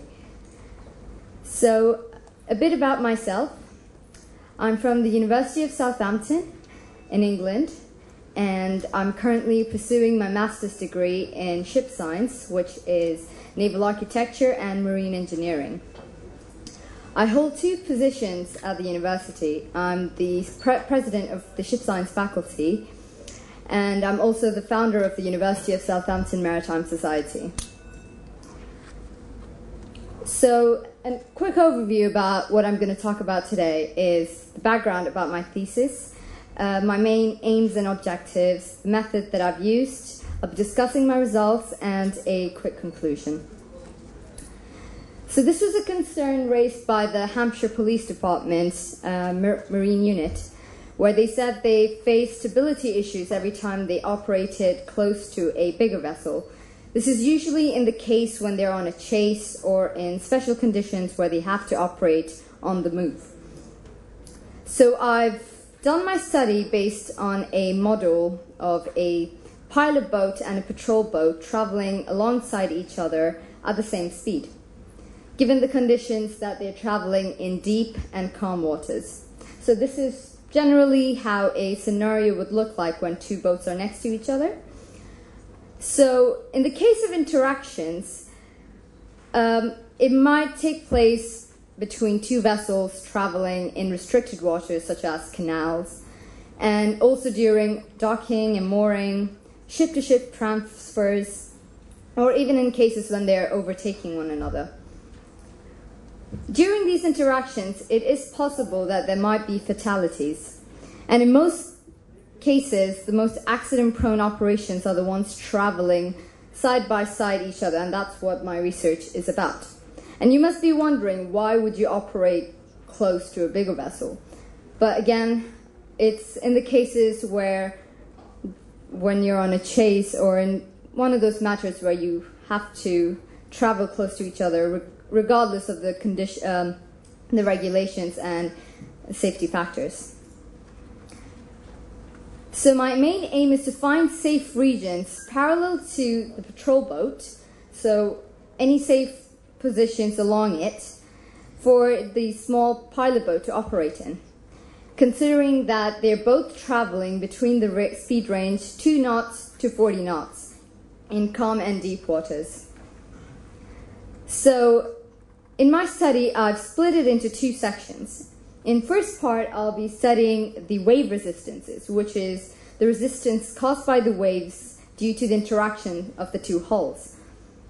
And in the second part, I'll be studying the pressure forces due to these interactions, which basically determines the interaction and it basically determines the attraction and the repulsion of the hulls when they're close to each other. Now, this is an ideal scenario.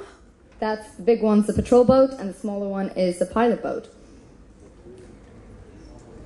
Now, for my first part, I've used a programming software known as MATLAB. And this is what I've used to calculate and find my wave resistance results. Now, this is the grid that I've used, and these are the positions that I'll be testing my pilot boat in. So these, the longitudinal positions are the ones along the patrol boat, and the spacing is the distance between the two hulls. So with this method that I've used, there was a lot of data that was generated, and it was very important to make sure that these data was visualized in the right way. So the first method that I've used, I was able to down-select the necessary spacings that needed to be tested. So this graph shows, and it also proves, that as spacing increases, the interference reduces. Now that is at a 10-meter spacing, and now that one is at a 35-meter spacing. So this showed that it wasn't necessary for me to test all the spacings up to 35 meters. So for the continuation of my research, I only did it up to 25 meters. And the second method that I used, I was able to study the range of speed. So my range initially was from 2 knots to 40 knots. And because this was a big range, I split them into sub-ranges. So from 4 knots to 12 knots, 12 knots to 23 knots, and so on and so forth. So this way, this one shows a lower speed range, and that one shows a higher speed range. As you can see here, the lower speed range shows very little interference compared to the higher speed range here.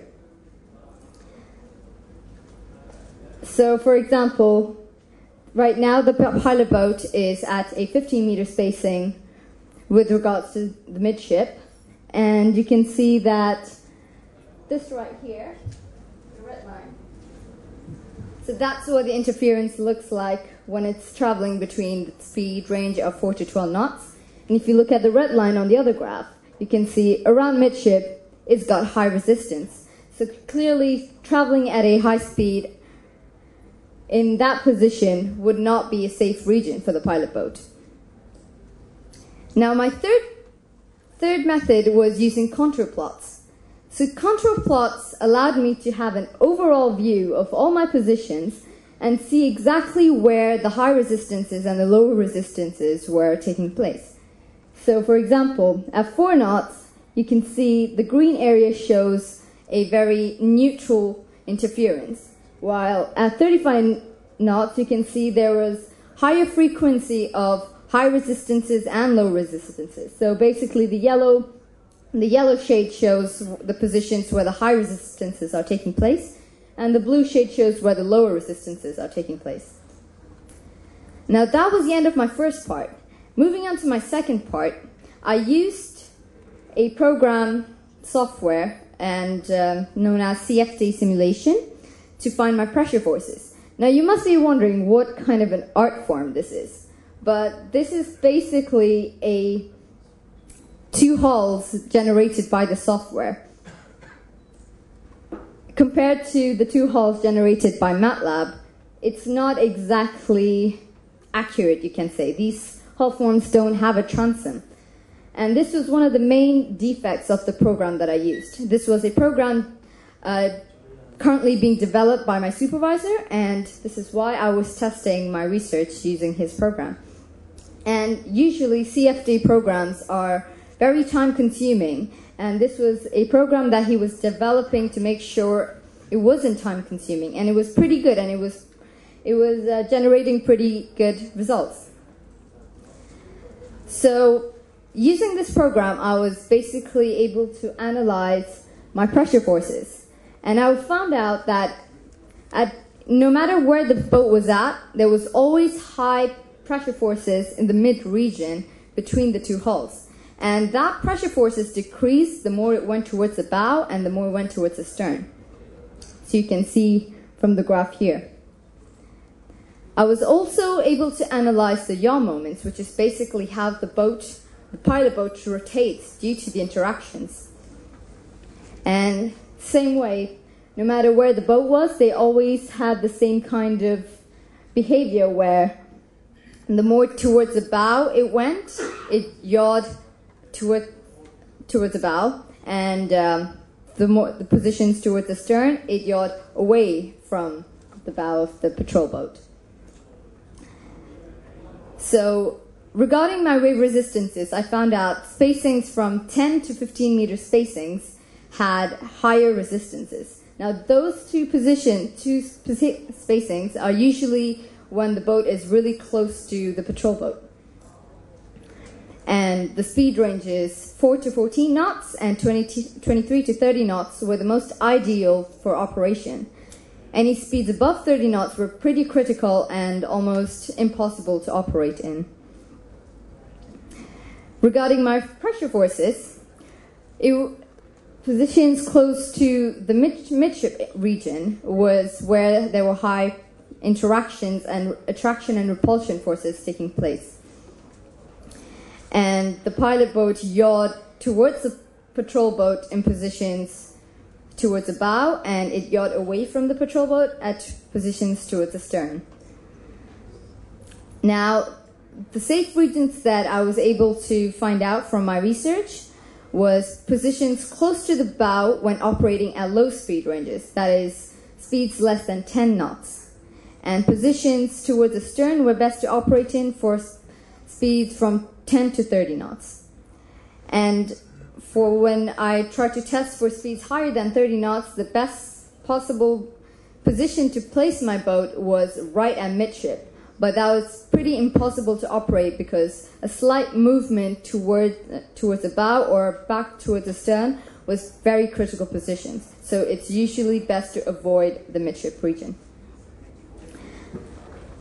Now, if I had to do this research again, I would definitely make some couple changes. Definitely use different softwares, perhaps another CFD software, but the only problem is they do take a lot of time. They are time consuming.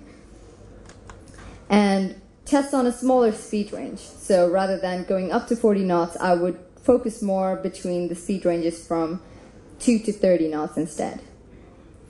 And also test on different conditions, because currently my condition was they were in calm water and they were both traveling at the same speed.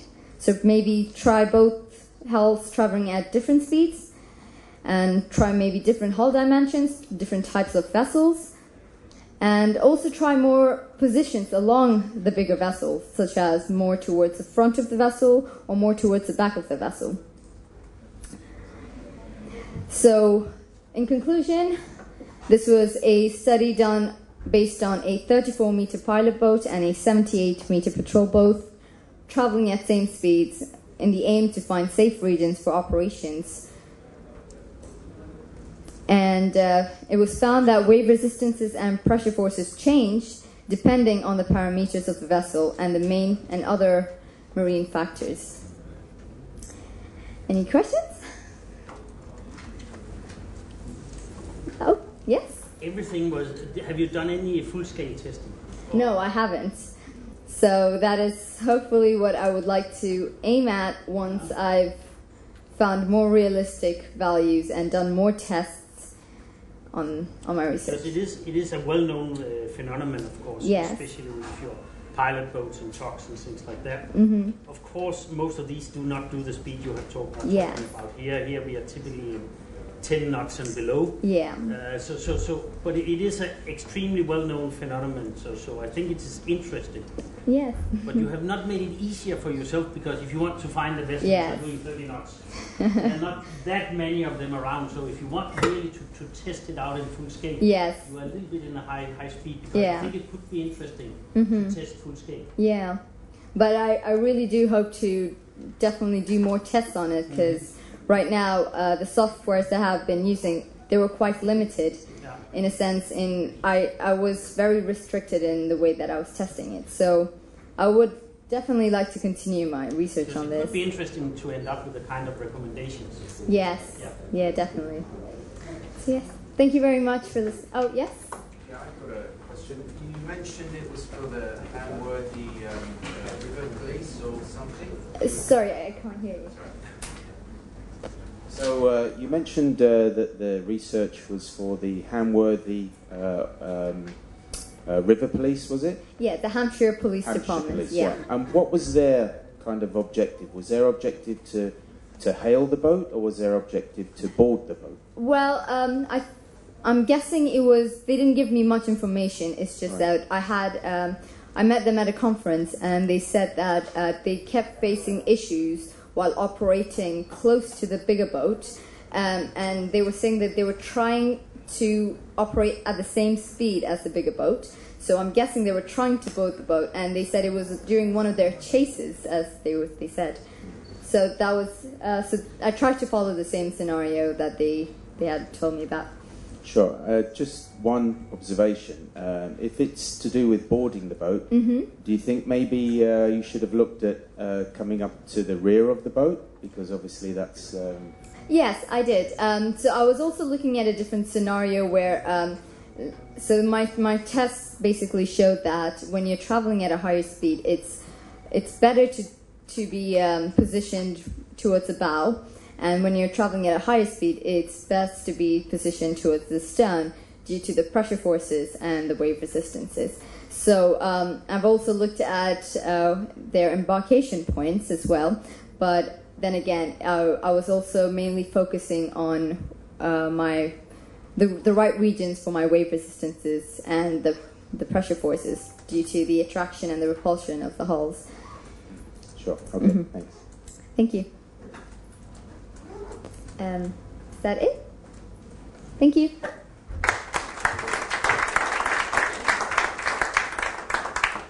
Thank you very much. Truly enlightening presentation. It's good you have some talent on board. For the next presentation, goes under the name of Offshore Projects in the GCC by Ms. Marina Illich, the Senior Market Analyst at DMS Global.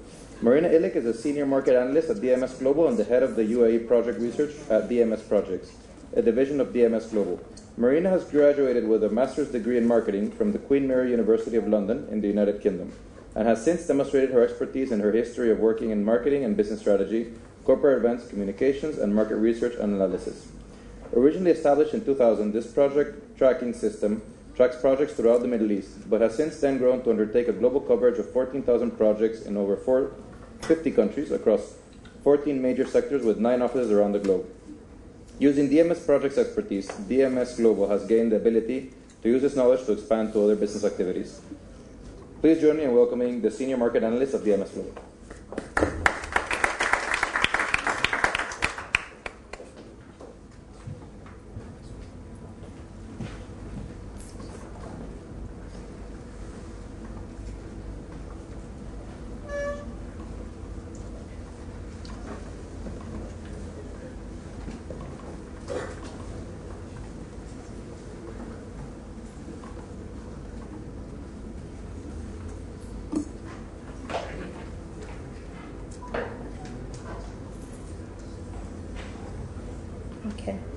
Good afternoon, everybody. As mentioned, my name is Marina, and I'm a Senior Market Analyst for UAE projects at DMS Global, and I'm based in Abu Dhabi. And I'm here today to talk you through the ongoing projects at the offshore markets. Okay, starting off with a brief overview. So the GCC has always been an energy-focused region, which in recent years started paying more attention at the offshore potential to meet the growing energy demand and gain a competitive edge. The GCC countries have increased focus and efforts towards exploring their offshore fields to increase production, capacity of oil and gas, and diversify the energy sources. Qatar is the largest investor in the offshore sector with 7 ongoing projects amounting $17.8 billion US, and followed by UAE at $10.4 billion and Saudi Arabia at $8.6 billion. Now I'm going to take you through each country in the GCC to see what's going on there in terms of current projects. Now, starting off with Kuwait. Kuwait shares a long border totaling 250 kilometers with Saudi Arabia. And in 1969, the Neutral Zone Agreement was signed, making each country responsible for their portion.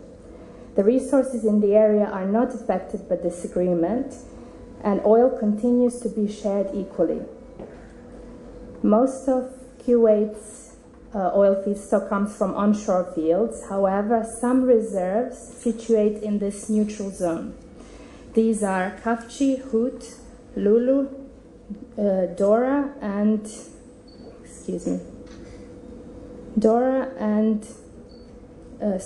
Kafchi, Hut, Lulu, and Dora oil fields. The production capacity of the offshore fields in this neutral zone is 300,000 barrels per day.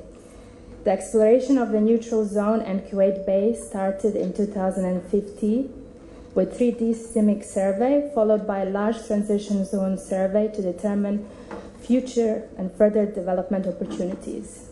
KOC was expecting to continue the exploration activities of this offshore acreage in 2016, but the drop in oil prices caused continuing delays.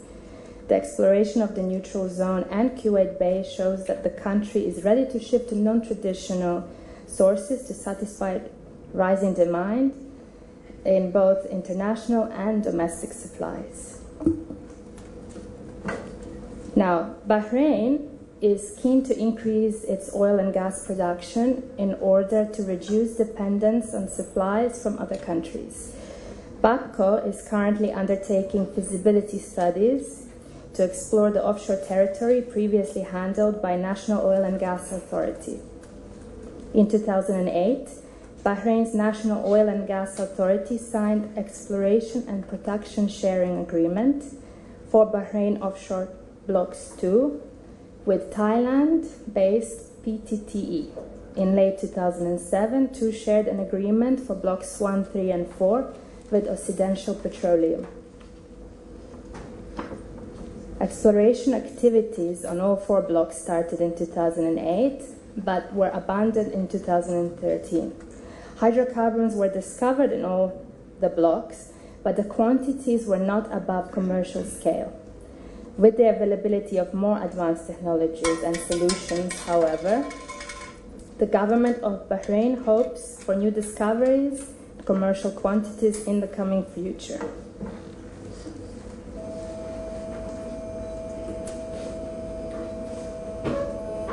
Thank you.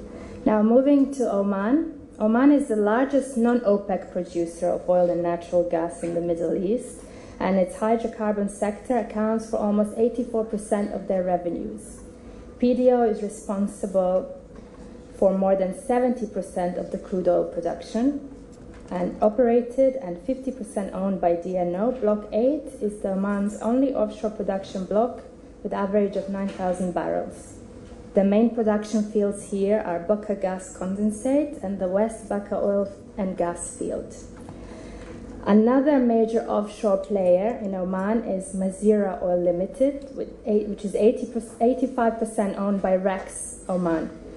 It made the first offshore oil discovery in early 2014, and few more wells have been drilled since then.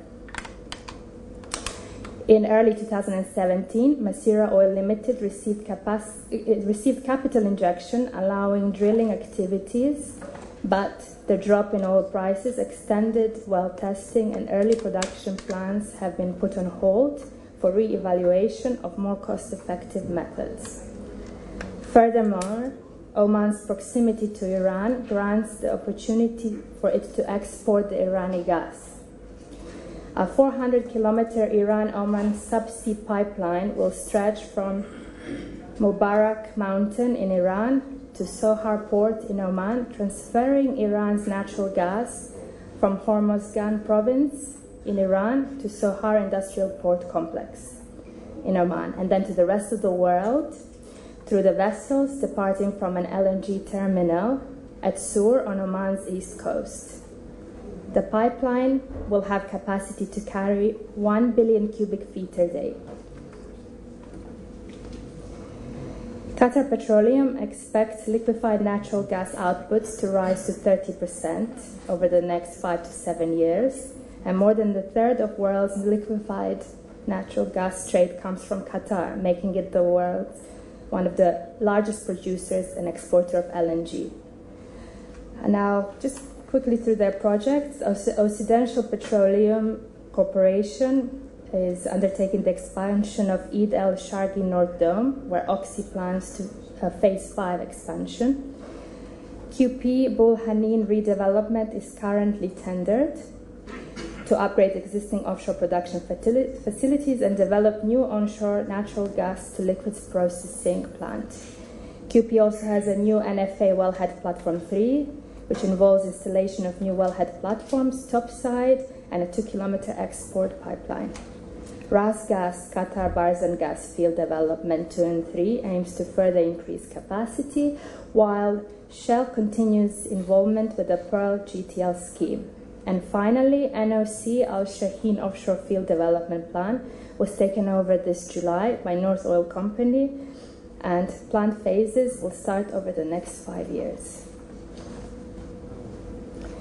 Now, moving on to Saudi Arabia. Saudi Arabia's offshore hydrocarbon program is a crucial component to meet greater production targets.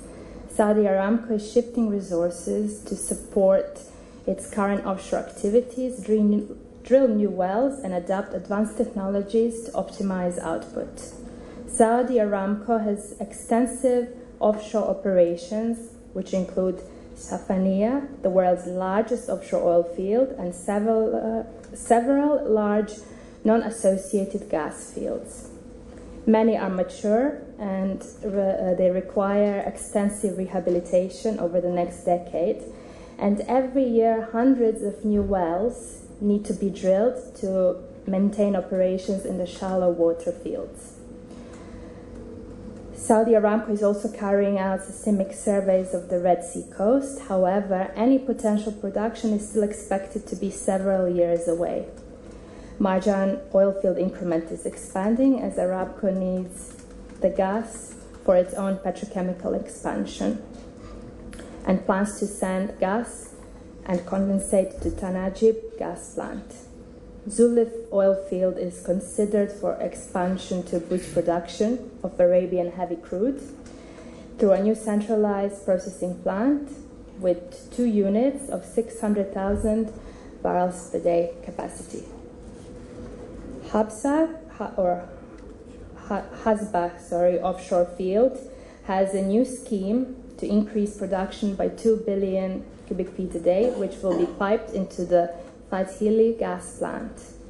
And the new Arabia pipeline project will rehabilitate the existing A to B pipeline between Saudi Arabia and Bahrain, and will replace the pipeline between the Dhahran and Sitra refinery plant and support Babco's expansion plans. And finally, the UAE is considered one of the leading GCC countries for the offshore drilling activities.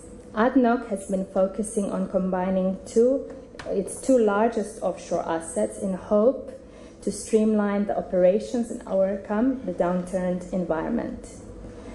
ZATCO and ADMA OPCO are the country's 2 offshore oil production leaders, and together they expect to reach 1.7 million barrels per day this year. As holders of Upper Zakum 750, Al Dalq, and Nasser field developments, together they aim to improve offshore efficiency and productivity. The UAE is also paying attention at the offshore gas projects in order to meet the rapidly growing gas demand, despite the challenges of sour gas fields positioned at shallow water. And several interesting projects are currently being in focus. Starting off with ADOC, it is developing the Hale offshore oil field and is expanding facilities at the Mubarak field. And ZATCO is currently working on development of Al Dalq field, Upper Zakum, and Zirko field with the purpose of increasing their production capacity. The Nasser Phase 2 full development aims to increase Nasser field's oil production capacity to 65,000 barrels per day from existing capacity of 22,000 barrels per day. Nasser full field development forms part of ADMA OPCO's overall plan to fast-track the development of new fields, including Sarb, Lulu, to increase company's production capacity by an additional 207,000 barrels per day. And finally, ADMA OPCO is also working on maintenance of its Lower Zakum field and plans to develop Bu Hasir, which will focus on wellhead tower and pipeline development. And now to conclude each country, Kuwait's major offshore development project is the exploration of this neutral zone that I mentioned. KOC was expecting to continue the exploration activities of the offshore acreage in 2016, but the drop in oil prices caused some delays, shifting plans to 2017, but the significant investment required for the development of the offshore area still pushes plans back. Bahrain's main offshore projects have 2 goals: to assess domestic supply of oil and gas available to the country so that the resources can be fully utilized to augment Bahrain's supply of natural gas. Oman, through the international partnership, the country is slowly increasing offshore exploration activities, and Oman's Ministry of Oil and Gas is licensing its various offshore fields for exploration and production on production sharing basis.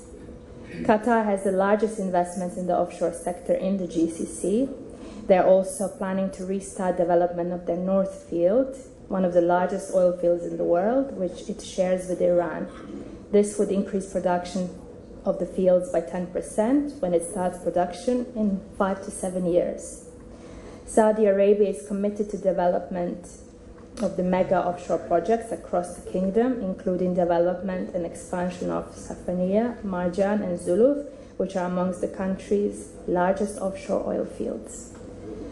And finally, United Arab Emirates, ADNOC, is planning to increase its investment towards the development of offshore fields, such as the ones I mentioned, Nasser and Hale, to meet the 20% of UAE's gas demand by the end of the decade.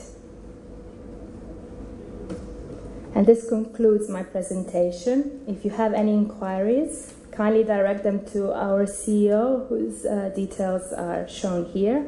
And if you have any questions for the UAE, I'm available to discuss during the breaks. Thank you.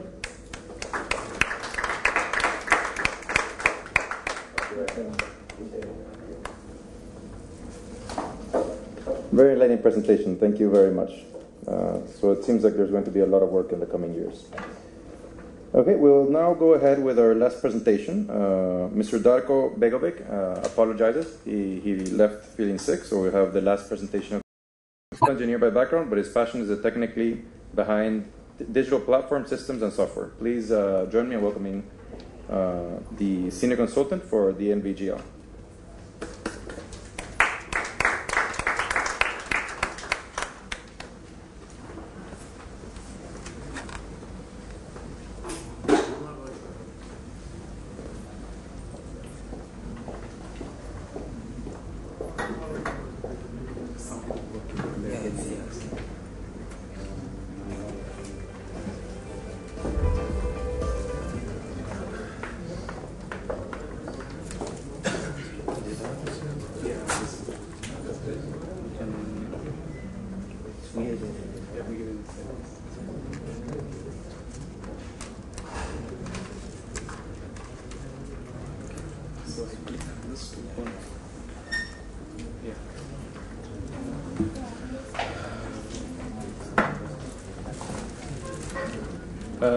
Good afternoon, everyone. Today I'm going to talk about something different on what's going on in the industry. So most of our work today is done through computers. We use our mobile phones to, do the daily operations. So you can say even when we go do inspection survey, the end output is produced through a computer. We give our reports in a PDF format to the client by using a computer. So, and we have also seen the industry, some of the leading companies, and also the news coming in the media. The world's most valuable resource is no longer oil, but it is data. And we have seen some companies like Google, Facebook, Uber, Amazon who are making use of this data. They are trying to generate revenue by the customers and by the people who are using the services. So data is giving rise to a new economy. You must have heard about Bitcoin and cryptocurrency in the market, that there is a decentralized currency that is here today, which is not actually federated. So now every global company, every renowned company is making use of data. So this is what it leads to, digitalization. It is the integration of digital technologies into everyday life by digitization of everything that can be digitized. So what are we doing here? We as DNVGL, we consider data as the new raw material for business. Just to demystify in a short video, I will just play this so that you can see where we are going.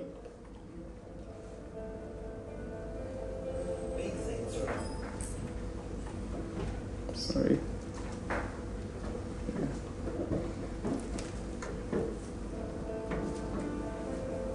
Big things are about to happen. The Internet of Big Things. The potential for smarter use of data in our industries is, yes, big.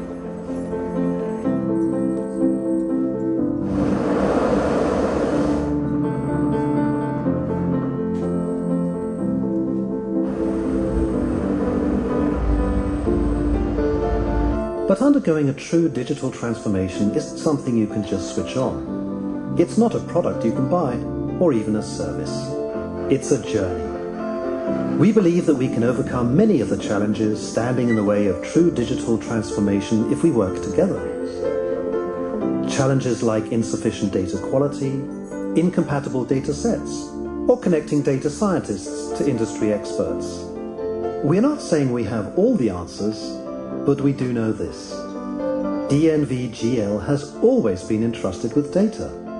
Trusted to give an independent, expert view and connect different industry players. That is why we are introducing our Veracity data platform, where we are working with Microsoft Azure and a number of industry leaders exploring big data opportunities. Our goal is to create an open platform for unlocking, qualifying, and improving data, where you stay in control and can trust domain experts, algorithms, and analytics to combine and transform your data into real value. And this could truly be something big. So just to give you a technical overview of this Veracity, this will be launched next month. And what we're going to do is actually the data that comes from all these kind of assets, ships, windmills, industries. We're going to place this in our Veracity platform, where we're going to ingest the data first, and then we're going to assess them based upon the quality of data, and we're going to do filter them, and there'll be some data cleaning, and also there'll be some harmonization of data. So what we're going to do is actually give our customers decision support. We are not going to own the data, but we are going to manage the data. The ones who will be owning the data will be Microsoft Azure. So now, if you look at these cloud service providers like Amazon, Google, and Microsoft, they don't have the technical background that we do. They cannot give you, oil and gas or marine solutions. But what they can do is they can help you by storing data. So what we're going to do is we're making use of them and providing our customers with the support that they need. And so by using all these kind of data from various assets, we're going to create a physical twin model. So all the attributes that is technically viable and can be modeled in a software will be maintained in our system. So what's happening is now, based upon this data that we already have, we're going to monitor them. If it is classification, we're going to bind them with guidelines and recommended practices. And we're going to provide our customers with a particular dashboard where they can, analyze and benchmark this asset with respect to others. So all this customer network which we are hosting it on, which is Veracity, all this is interlinked with the application programming interface, where this can be, it can go front and back. So, yeah. This is our cyber physical digital asset platform, again Veracity, where we combine all the the 3D model, the FEA, the QRA, the asset integrity management, and also the analytics. So this is just making the most use of the data we have, so the customer can benefit. And now where we stand actually, it's not only us who is doing this. There are various other competitors as well, like ABS, Class NK, BV, Lloyds, they're all doing this. Where we stand is we are data and assurance providers. We can look at owners and operators like Maersk, hardware OEMs like Kongsberg, NOV, CAT, and also we have these advisory firms like Infosys, Wipro. And of course, all this has to be based upon a software technology which is provided by Microsoft, Oracle, and Amazon. So what we're going to do is we're going to make use of all these parties for our Veracity platform. We have the most number of vessels in our class. So we are in the right state to actually do this. Now, I want to take a pilot project to explain this in more simple manner. Now, if everyone knows how the classification systematics are, what the designer does is, the yard of the designer, they prepare drawings, they give it to a class society for approval, and once it's approved, they carry on with operations or commissioning and installations on board. So we have these general arrangement drawings, we have PNIDs, we have hull structure drawings, and we have these calculation reports or design reports. And what we do is we send them as a package to the class society, where they check it according to their rules, of course through computers, and we approve them. And once it's approved, then the next step can happen, which is installation and commissioning. So now, do you see the problem here? All this is actually done on a software. We use kind of 3D softwares to actually create these drawings. And when it is created, we send them to a class society in the form of a PDF to actually review and approve them. So what we are doing is actually, now in the future of approvals, this is a pilot project which we are running for 3 years with some of the most renowned companies.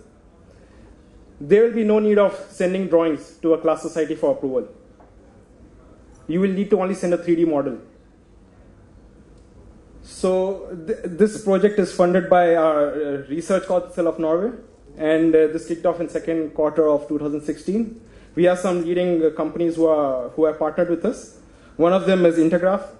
You might know them. They have developed some structural software and pipe stress analysis software, and also pressure vessel analysis softwares like PV-Lite, Caesar 2. And then we have a ship design company, Ulstein. Then we have Rolls-Royce Marine, and we know Aviva for PDMS, yeah?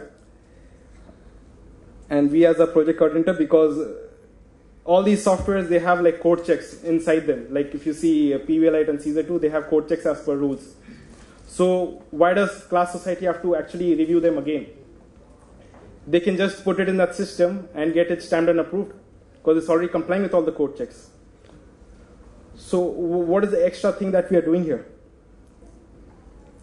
So what we're going to do is, this model, we are developing a digital exchange specification. That means it's a design-centric work process supporting model, where you do not need to create any drawings with the help of your softwares. And what you're going to do is actually give us the native file, let's say if it's step file or IGS file. You're going to send them to class society, and they'll be having a platform where they can do the self-check. So, and this platform where we are doing our self-check, we can do design simulations as well. Let's say if it is related to finite element. And all the change management will be captured inside the system itself. And there'll be full traceability from the beginning of this new build to the operations phase. So our focus, let's say if it's for hull approval, the focus will be only for the basic design stage, which is for where you actually submit most of the class drawings. So this is the focus of approved here. And like I said, this is a design-centric work model where the yard designer uploads the 3D model to our system, and we verify them. And what we do is, if there's any comments, we convey them on the system itself, and that is passed on to the designer to update the model. Once it's meeting all the code requirements and the class requirements, we actually approve this model, and it can be taken for commissioning. It can be taken for fabrication or commissioning.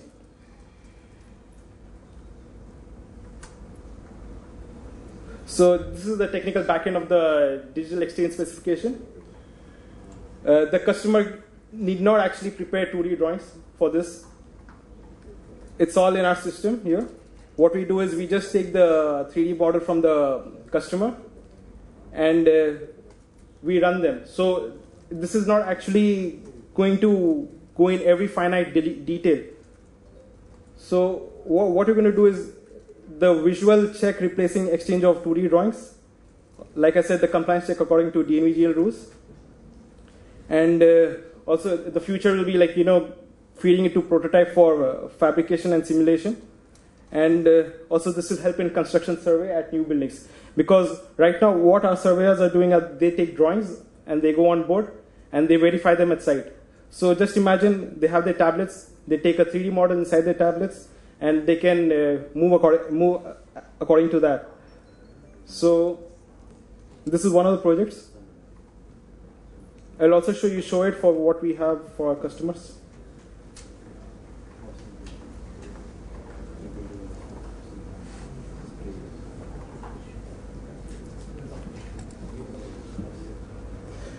For show it, you can, this is specifically for offshore customers. You can just log in if you are one of our customers by visiting this link, showit.dnvgl.com. And what this is, gives you a macro overview. What we have done is we have actually combined Microsoft Azure with this. And for our owners or managers or yards even, let's say and I'll try to filter out by yard. And let me find Daman Shipyard.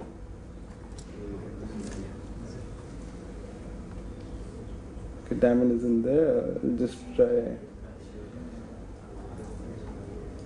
Okay, let me pick up someone who is very well known here. Just one second. By manager. Let's take ADNOC.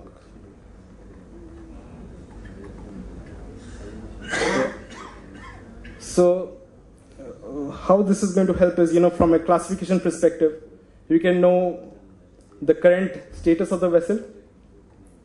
I'll zoom in.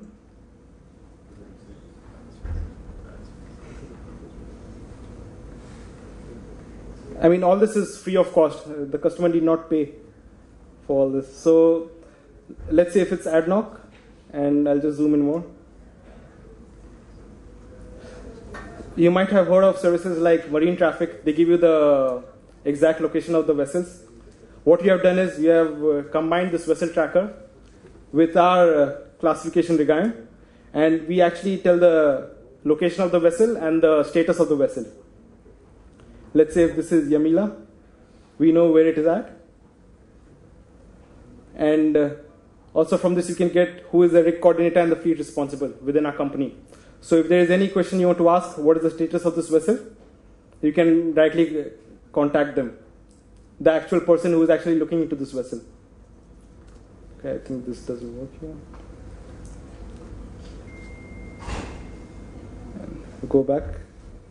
So, like I said, we are not the only ones who are doing this. There are many other companies. What is very interesting to know is, General Electric, this is a very big company. What they have done is they have created a new business area called GE Digital. They have hired a chief digital officer who is actually providing digital services for the customers. And then we have vendors like FlowServe, ITT, Golds. These are actually pump manufacturers. What they're doing is they're putting sensors and in their components and modules so that they can monitor them onshore while the asset is on offshore. So even sewage treatment plants are doing this. They have sensors and modules placed on their components for tracking them, even when the actual equipment is offshore. We have seen this Cat Connect as well. This is a mobile app. If you have a Caterpillar engine and if it is onshore, if it is offshore, and you have this mobile phone app and you have logged in from your mobile, whether you're onshore, you can get the status updates, whether there is engine warning or there is engine error. So that's it. Thank you. Thank you very much. Thank you. Appreciate it. Now, I'll start off with a question to yourself. Do you have a microphone by any chance? I've heard a lot about the revolution of digitalization and how that's going to change, and big data, especially, all aspects of life. But there's also saying that you can't work with what you can't measure. So you mentioned a few companies. What other sensors do you think are going to be installed long-term, let's say in OSVs or in jackups, to generate this flow of big data that you can actually have data to work with? Okay. All right. That's a very good question, Let me consider an automobile for an example. You have a automotive, let's say your Toyota, and when you take it to servicing, they connect a OBD2 kind of scanner. They put it, and you can get to know all the kinds of errors and warnings. So in the future, even the ship industry will have something like this. By placing one diagnostic component to the main, let's say, main bus, you can get to know every errors, every warnings which is there on the vessel. So this is already there in the automotive industry. We are behind. Maybe in a few years, this might catch on. Yeah. Okay, very good. Any other questions? Okay. I have one for Ms. Marina. You mentioned sort of a timeline of all these projects that are revolving and coming around. Would you happen to have any idea for obviously the interest of the audience, at what stage of these projects do you actually generate the most work, and how that's sort of affecting the work of upcoming tenders in the region? Okay, so you're saying at the particular stage there's the most work, right? The most, yeah. What can we expect from the region in terms of work, let's say, for the offshore sector? For the, you mean construction work, if that's what you mean, or? I would think it's mostly construction work, because obviously at a maintenance state it has a more regular, stable demand. But during construction work, there's most demands for materials, for procurement. Sure. When are these tenders already bid out, or are they going to come? What can the audience expect? Well, I mean, as we know, the market is as it is at the moment, but there are, from what I've seen, there are calls for tenders happening at the moment. I'm looking at the larger fields, so I see some potential. I definitely see it from previous years, if that's what you're asking me at the moment. But we don't know. We wouldn't know exactly. We follow stage by stage. So to have any prediction right now, I don't think I can. But I see some activities happening more at the moment, more than previous year. Definitely. And based on sort of the track record of the fields you mentioned, are there a lot of new projects expected to come online that were not mentioned there? There are some. I wouldn't say a lot. But like I said, I'm looking at the large projects. That's what we're tracking. We're tracking $40 million and above. So these jobs, some, but I wouldn't say a lot. But like I said, it's picking up. That's all I can say at this stage. The data available for this analysis, let's say the projects that are 40 million and above, is the data readily available from the government authorities, or it is sort of a more in-depth study based on other metrics that you analyze? It's literally following from feasibility until the end. We follow all stages. So we have a network of people in different departments, contracts, procurement, and so on, because we're involved. We have been involved. We have been present here since 2000. So we have network, and we know who to talk to for particular projects. So that's how we track it. We track day-to-day basis, and we basically follow who are the consultants, contractors, what jobs are happening, who are the key personnel, and everyone you can contact. So we basically, for each project, actually, we put you in touch with everyone you need to be in touch with for that. If you're, for example, a supplier, or if you're looking at this kind of level, also we follow every detail of a project individually like that. And we follow it from the start until the end. So for years we're following one project, and that's all populated in the database, which has 14 different sectors, including the offshore. So that's how we have it. So it's every detail from A to Z from the project like that, alive. So we constantly update it with our research team. We constantly follow it and track it. So I hope that makes sense. Yeah, I hope definitely. It makes a lot of sense. Thank you very much. Much appreciated. The last question, Ms. Nirmala. It was very interesting findings, and obviously they have repercussions to the actual safety of human life at sea. What would based on sort of these studies, it's a two-part question. How do these studies actually become regulation? And based on this study, if you were to continue it and actually generate concrete findings on different holes, different occasions, or different conditions, when would something like this be already suggested to become part of regulation?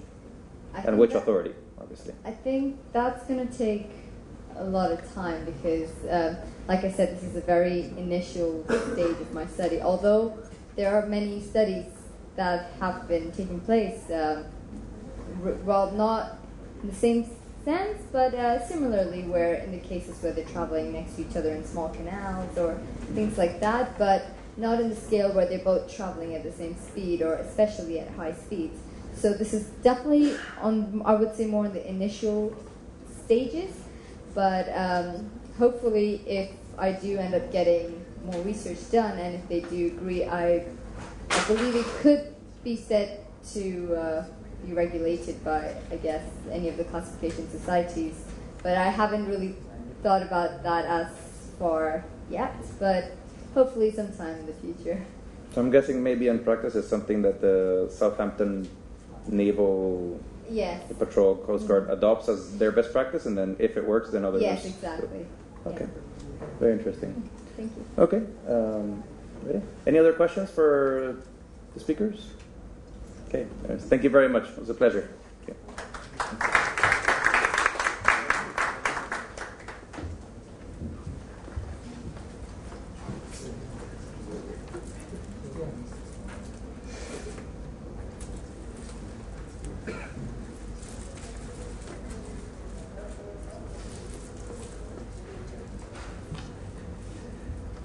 Thank you to our esteemed speakers. All were spectacular presentations, and I'm sure all the delegates present here got some useful insights to take with them today. Now, I would like to invite Mr. Sohan Roy, founder, chairman, and CEO of Aries Group of Companies, to kindly come on stage and present our token of appreciation, the certificates, to our moderator and speakers. Sir, please.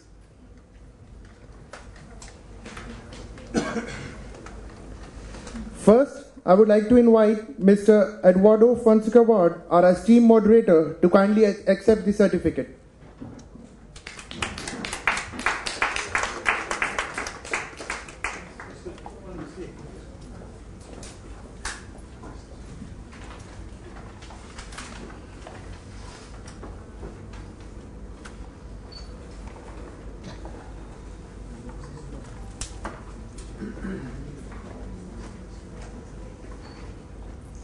Thank you, Mr. Watt, for your support. Thank you so much. Now I request Mr. Lars, the Managing Director of Albawadi Diamond, to accept the certificate. Yeah?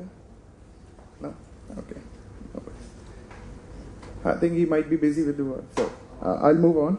Yeah. Next, I request Engineer Rashid Alapsi, the CEO of Tasneef, to kindly accept the certificate. Sir.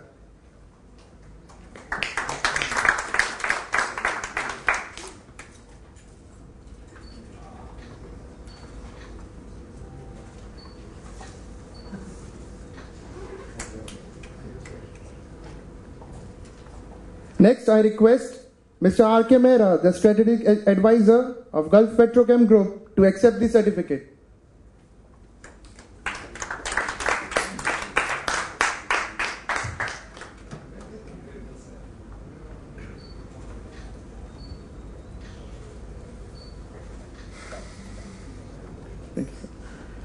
Next, I request Mr. Naveen Karyapalli, Utamantil, Senior Structural Engineer, DNVGL, to kindly accept the certificate.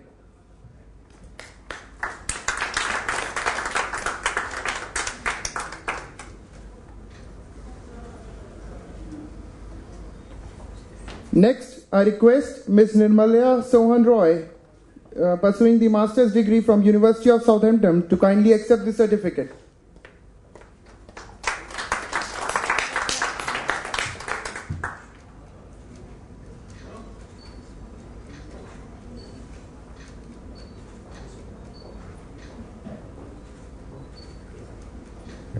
So Mr. Lars is here. So I request Mr. Lars Tester, the Managing Director of Albawadi Diamond, to kindly accept the certificate.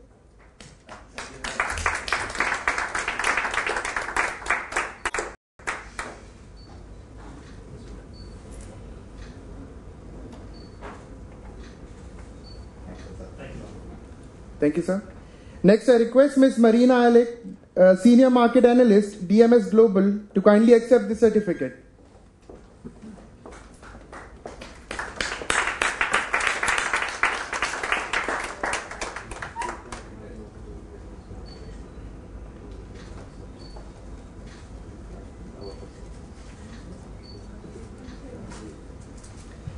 Finally, I request Mr. Alok Ravi Shankar, Consultant DNVGL, to kindly accept the certificate.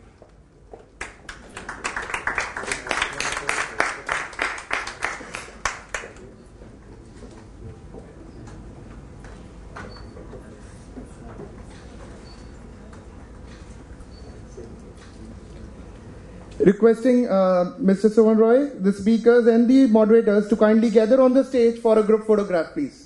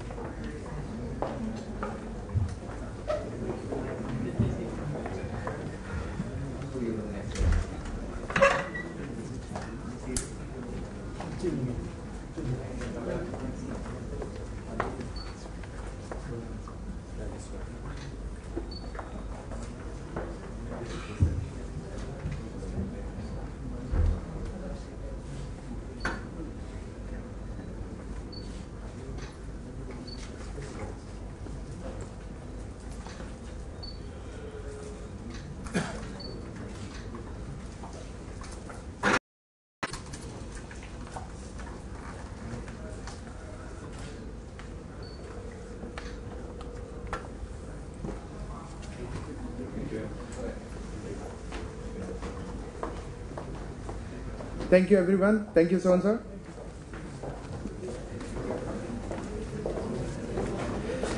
Like all good things comes to an end, likewise, it's time to draw curtains to an interesting and informative session at this Hamriya Symposium 2017, the Marine Offshore Oil and Gas International Conference. We hope you had an exceptionally great time at the event, interacting and networking with the key players of the industry. We thank you again for the support rendered for the massive success of the event. Special thanks to our sponsors, the gold sponsor, Al Buhaira National Insurance Company, associate sponsors, American Bureau of Shipping ABS, and Mashreq Bank. Thank you everyone for your time. Sumptuous lunch is ready in the cafeteria downstairs for all our esteemed guests. So I request all our guests to please proceed towards the cafeteria, and we look forward to meet you all in our upcoming events. Till then, we are bidding adieu to welcome a new beginning. Thank you everyone, and after the lunch, have a safe drive home. Thank you.